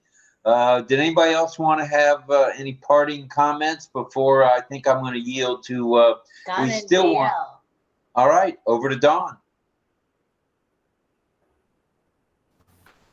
I just wanted to mention when Pedro was talking about telling stories to the children and experiences and things, and to me that is so important because I knew my great grandma. She lived to be 99, and her stories of traveling by covered wagon and coming from South Dakota, and I mean just her experience, and it just sounded so ancient to me as a little girl.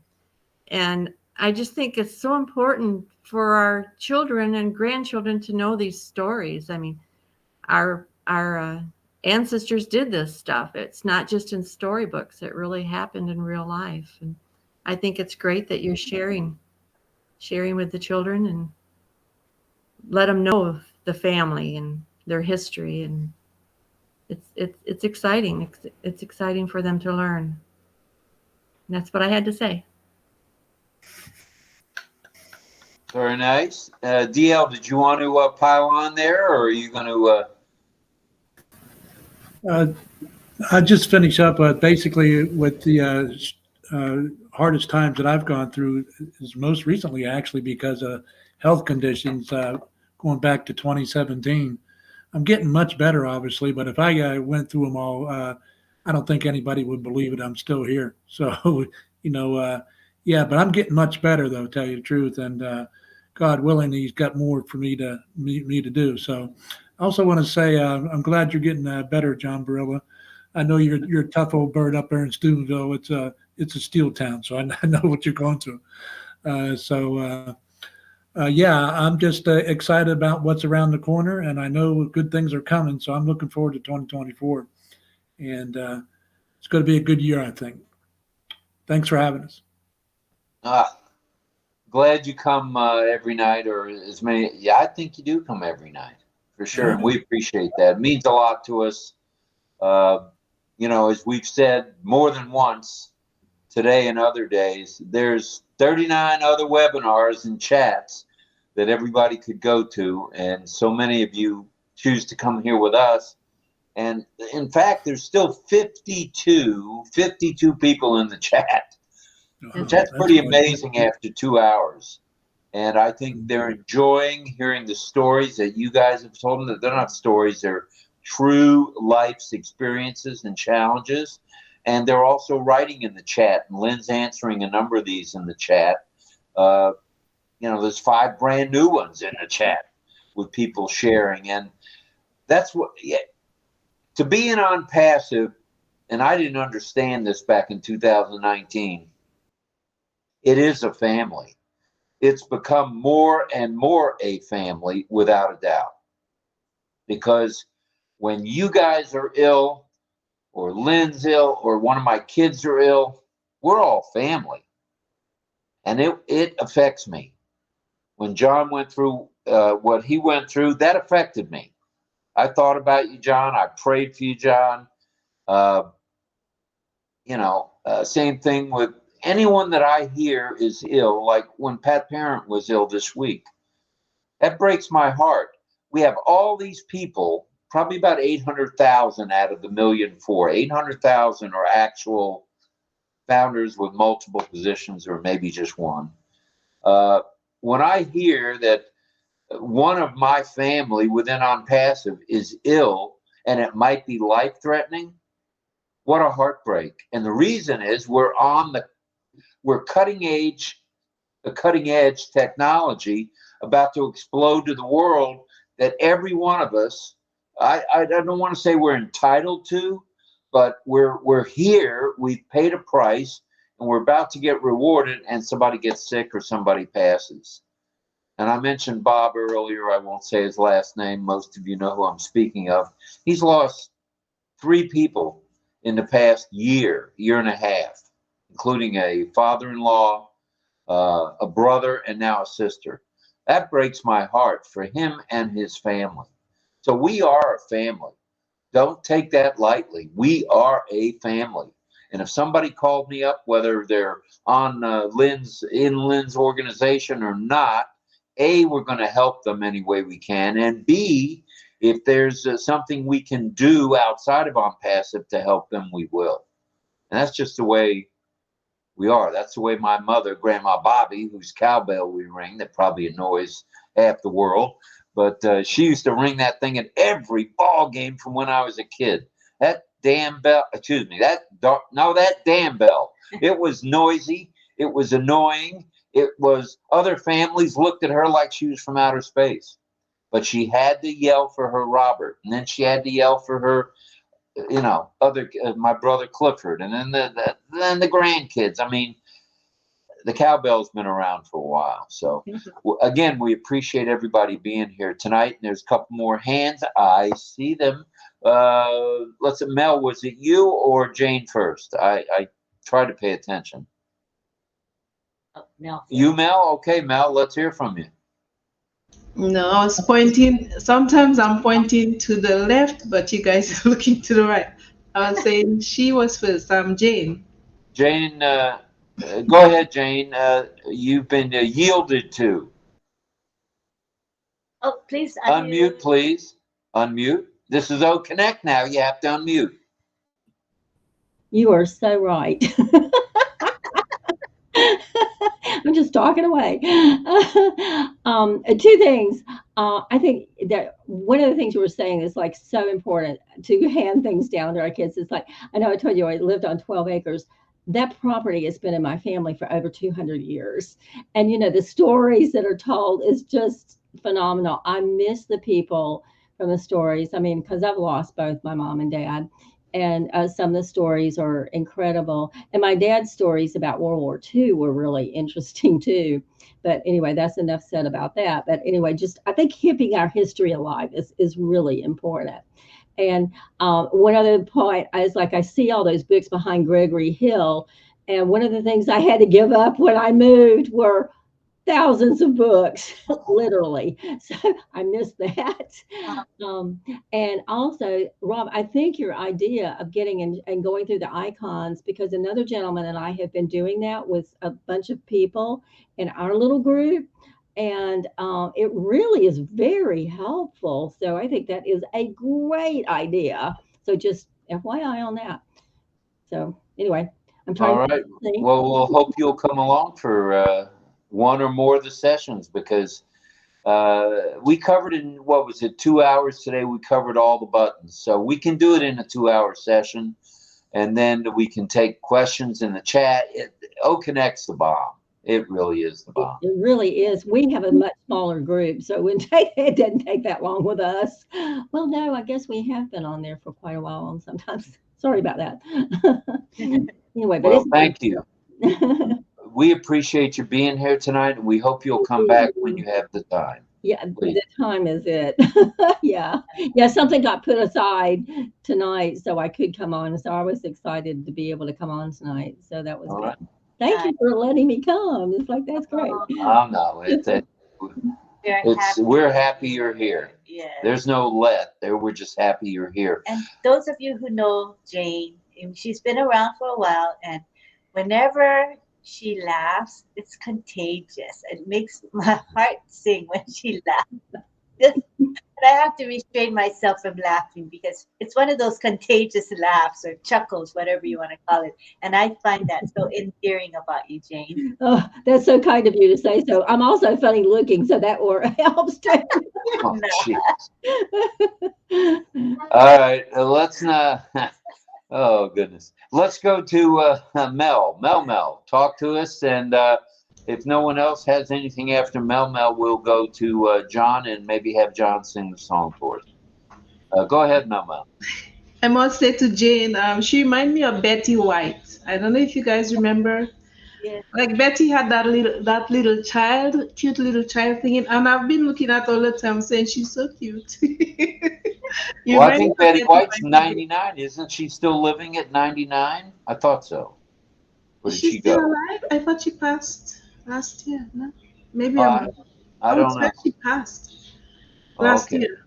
Anyhow, I thought she was 99, but yeah, challenges in life, really, it teaches us how to get tougher.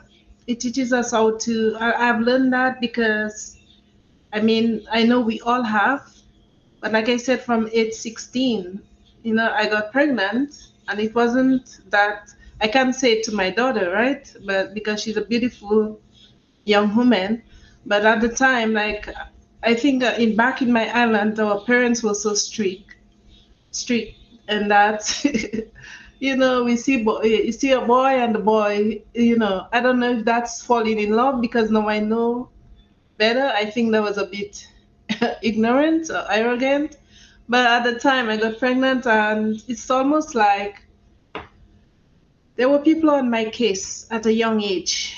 16 is young. Now that I look at the 16-year-old, and I see that they're young and they just need the help, but back then the people were so harsh, very harsh.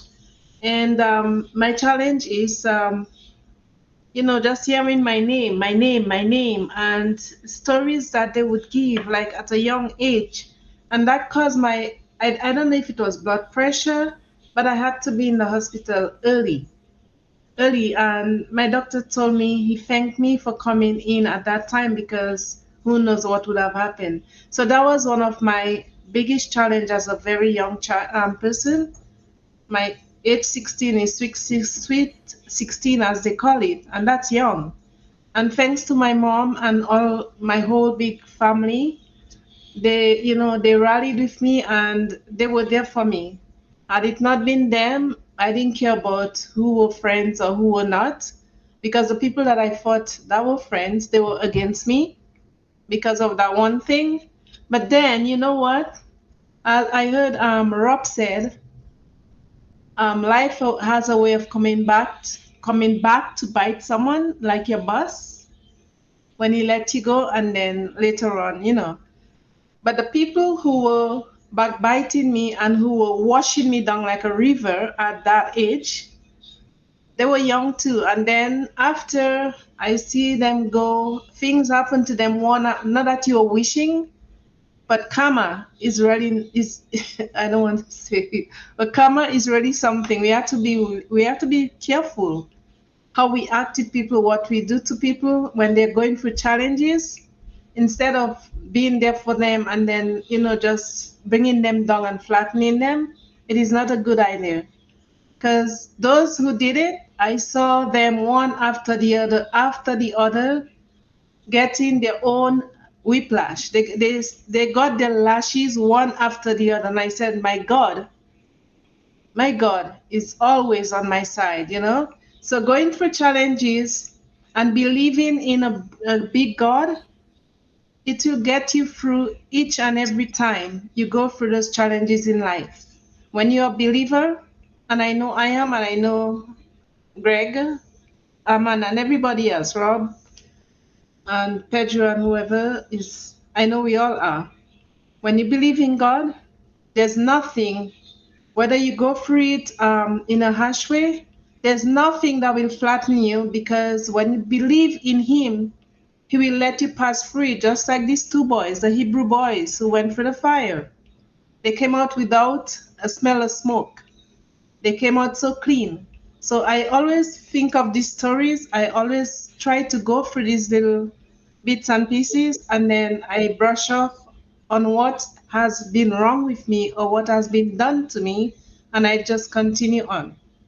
So because of that, I think with the cancer, because of my faith, I have to say thank you, Lord. Because of my faith, I managed to go through the treatments one after the other. Even if there was the weakness because of those harsh treatments, they were harsh. I would never take it again. Trust me, I would not go back there. I have to say, I thank God for the time, but I will not go back there. But had it not been Him, yeah. So thank God for challenges because they teach us how to be tough with Him on our side. They teach us how to go through those hurdles day after day after day. And we'll come out strong. We will be strong. And I think all of us here can attest to the challenges. Yeah. Hey, I lost my brother when he was 17 in a major accident. There were 39 people from my village, small village, because back home we say villages, right? It's an island, so there's many parishes with villages. And a lot of them were related to me, cousins. One of them was my 17-year-old brother, and another one who survived, two brothers, but one died. And they were piled on each other. It was an accident where they were going to attend a crusade, and the truck flipped over, and there was that big accident. So tough. I was in high school, and I was on my way to school, and the people, I shouldn't talk about that. The people stopped me on the road and said, "Where are you going to?" Those who knew my brother, I had no idea that he died. He had passed. So they said, why are you going to school? Don't you know it's a day of mourning and your brother?" Lady was blunt. "Don't you know your brother died?" I said to her, "Which brother?"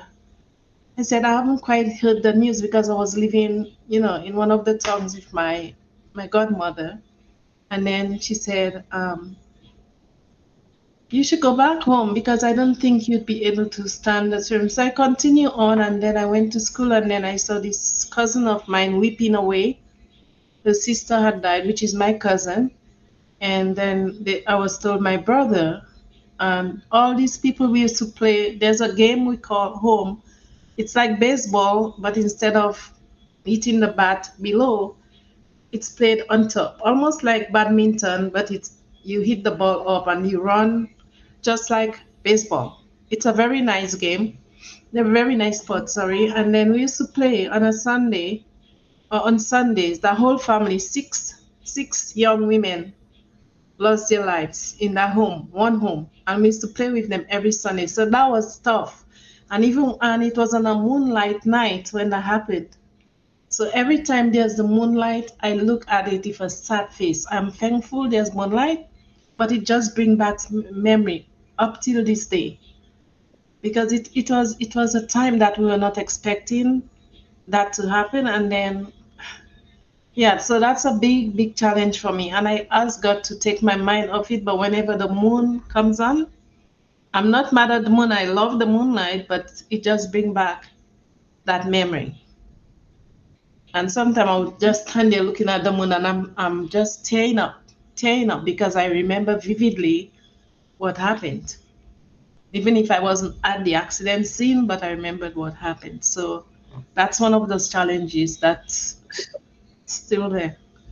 Well, thank you, Mel. Thank you for sharing that with us. And I know it wasn't easy. Still not easy. It never stops being difficult. Well, we just had, let's see, Greg has his hand up, and then we'll say hello to Howard Rollins. We were getting ready to wrap up, Howard, but we'd like to hear from you if you can stand by a few minutes for Greg. Thank you. And John, thank you for hanging in there with me. I just be about 30 seconds. I realized I realized two challenges. I'll make this as quick as can. When I was 9 years old, I was working with my grandfather. I lost my left finger on my hand. You see that? Okay, so I lost it on a tractor when I was helping him work on his trailer court. He owned a trailer court. So my biggest challenge at that time at 9 years old was to learn how to tie my shoes again. That was very difficult. As a child, when you learn to tie your shoes, it's a great accomplishment. I don't know how you feel about that, but for me, when I first learned to tie my shoes, it was a great accomplishment. And then to have that happen, I had to learn to tie my shoes again. So, which really was a challenge because I didn't have a finger there I had to learn how to use my middle finger to act as my index finger. Anyway, that was my greatest challenge then. And I just wanted to share that with you. And thanks for your time. I have others, but that's okay. What was your second? Yeah, we need to hear the second one, Greg, before you go. Second greatest challenge. Well, I'm not going to say what it was, the greatest challenge, but I was thinking about my father's challenge. And I remember as a child, I was about 6 to 7 years old, maybe even 5. I can't go exactly there, but my sister was 3.5. We lived out at the trailer court with my grandfather. And, this is in the Pacific Northwest, and we had no home. But my grandfather had a tent. And I remember living in the tent in the wintertime. And my father's challenge is to keep us all warm and to keep us fed at that time. And of course, it was great that we all depended upon God. And that's just all I can say about that. And that was a good thing. But it was a challenge for my father at that time. Oh, yeah. That's all. All right. Thank you, Greg. We appreciate you being here. We enjoyed today earlier in the day, and thanks for coming on tonight. Thanks, John. Appreciate it. All right, let's before we go to John Barilla to sing us a Christmas song, if that's okay with everybody, we'd like to hear from you, Howard. Go ahead. Hi, Howard. You were unmuted. Now you're unmuted. Okay, now I'm unmuted. Okay, so everyone can hear me now. Right, we can hear you. You're audible. Okay, yeah. I just wanted to say that I've had a very interesting life experience. I mean, I'm an inventor, self-appointed, self-made, and all that, and got all kind of awards and different things. But I never got any position where anybody had enough faith in me, or believed in me, or did anything to come up with the funding I need to do stuff. Well, I'm thinking, okay, when I get what I'm passive, I'll have the money to do this myself. And I think I just told y'all earlier that they stole another one of my greatest inventions. They hacked my computer. They got my freezer back, which prevents food from spoiling virtually indefinitely. Doesn't require refrigeration. But anyway, like, long story short, I kind of gave up the goose, and I'm not really wanting to get ripped off anymore. And even though now I realize that if I have all the money I need to do things and get other people to help me with it and all that stuff, I'm just fed up with hitting the brick wall of that. You know, you try to do everything you can to make the world a better place, and nobody seems to really appreciate what you're trying to do. They don't understand it. When you start telling them about it, you can tell them too much, and then before you know it, somebody's doing it, and they beat you to your own punch. But I'm not somber about all that. I'm not remorseful about it. I feel grateful to be involved with ONPASSIVE. I don't know what I did to get, the right friends in my life that led me to ONPASSIVE. But when I found out about ONPASSIVE and the compassion that Ash has, the same kind of compassion that each one of us has, the things that we would want to do, he was able to do it. He was very fortunate. Ash is brilliant. Ash, it seems like most everything he touched turned to gold, but he made a lot of money, and the money doesn't mean anything to him. I don't think it really meant anything to me either. Money's just a tool, and I enjoy giving it away more than making it a lot of times anyway myself. But the point is that I am committed to ONPASSIVE, and I believe in ONPASSIVE. I know we're on our way to success, and I would encourage everyone. I've tried to talk to people. I've stopped trying to campaign to get anybody in because, I meet so much opposition and negative stuff that I just say, okay, these people don't get it. They don't understand it. They just think it's a fairy tale. Okay, I'm not even going to try to convince them of anything. So I've done as much as I'm going to do with that. I feel bad that I've got even a brother that doesn't believe in what's going on, what we have. And my words don't do anything to people anymore. It's just they don't believe what I tell them. So I don't know. I've just gotten to the point where I'm just waiting until things get right. And of course, they'll see it when, proof is in the pudding. And hopefully it'll come around at that point, and I can bring my brother in and other people. I'll probably try to do campaigns at that point again. Right. But all I want to say is that I'm not remorseful. I'm not sad. I mean, when I thought that things were getting a little bit better, worst thing happened again. I got, diabetes. But I've got some remedies for that, hopefully. They got some things that's claim to reverse diabetes.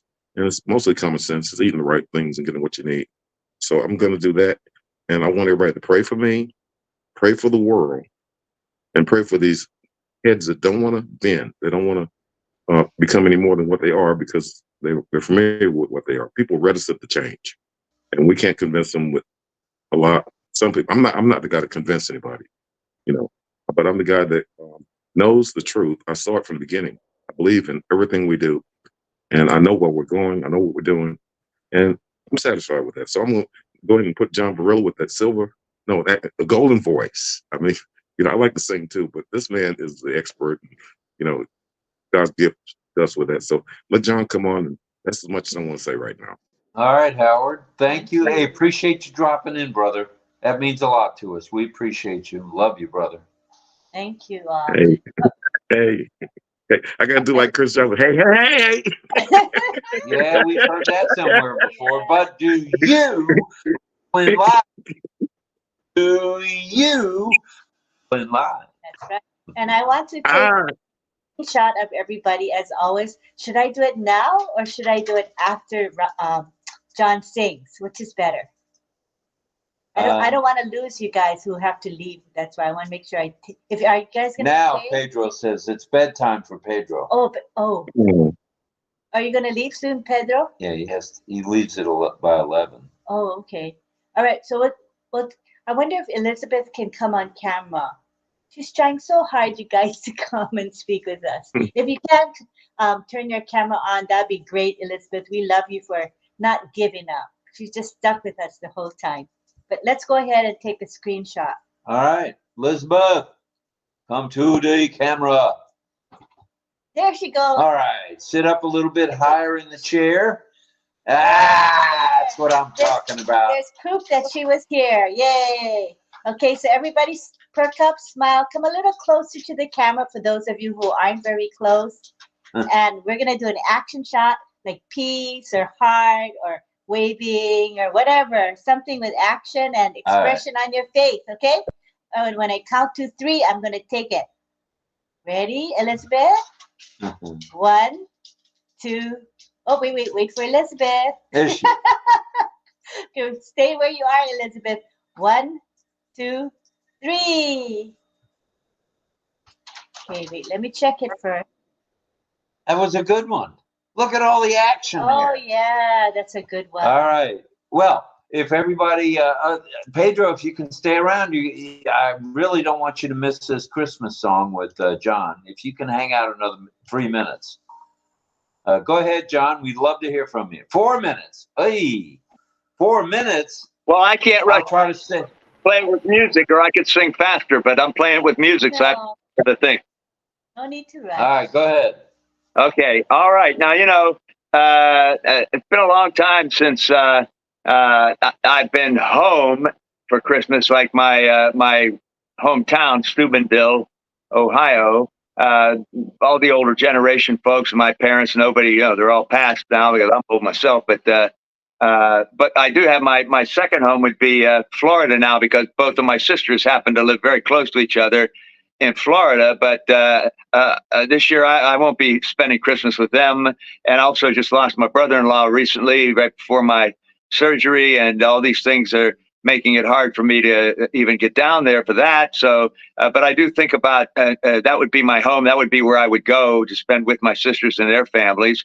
So I don't get home for Christmas all the time or very often anymore. So I'm going to sing for you a song that I did this morning, actually, in the webinar with Francis and everybody. I'll Be Home for Christmas. And I hope it doesn't put an advertisement on here when I just push this, because that happens sometimes. If it does, I'll stop and start again. But anyway, so I'll be home for Christmas, I'm going to sing.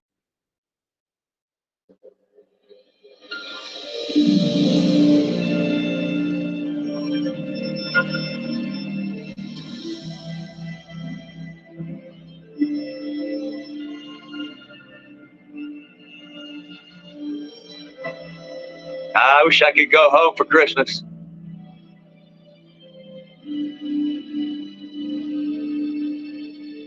I'll be home for Christmas.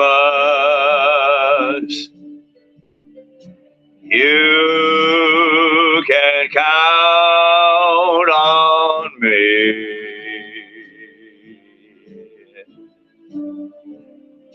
Please have snow and mistletoe and presents on the tree.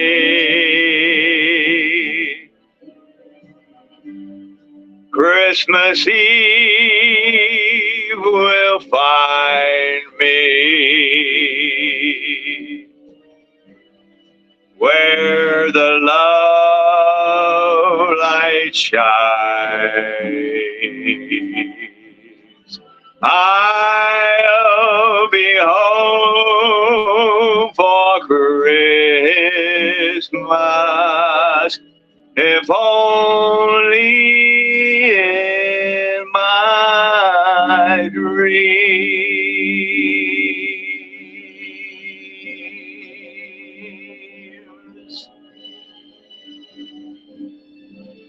Yeah, not gonna happen this year. Wish it would.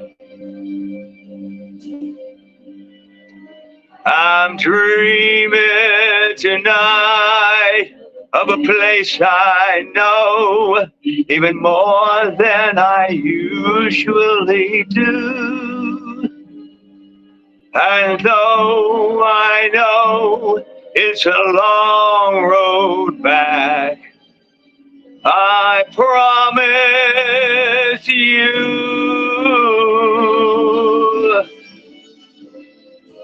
I'll be home for Christmas. You can count on me.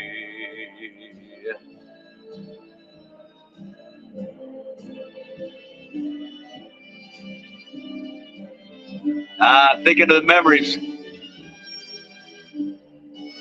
a long time.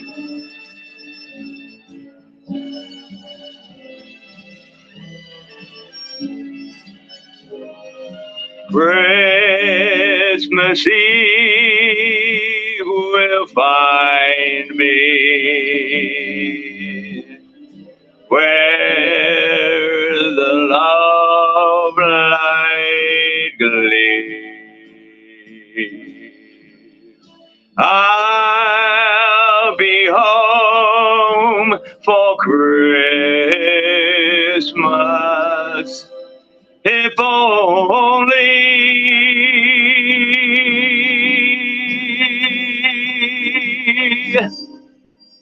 in my dreams.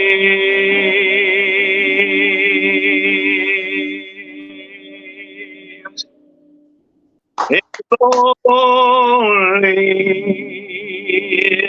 in my dreams.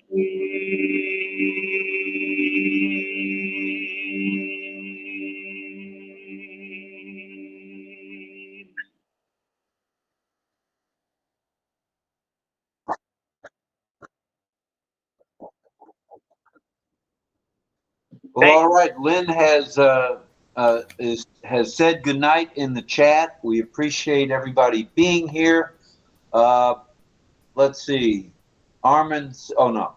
Well done, John Bravo, the balladeer. John Barilla. Michael Chata. Michael Chatta says, well done, JB, John Barilla. And we have a bravo from Frank, and Chris Tiazone says the balladeer, John Barilla. Wow. John, that was of all your performances, including the RobLynnLive theme song, that's incredible, buddy. You know, I don't care how old you are, you still got it, pal. And thank you for that. Thank you to everybody for being here.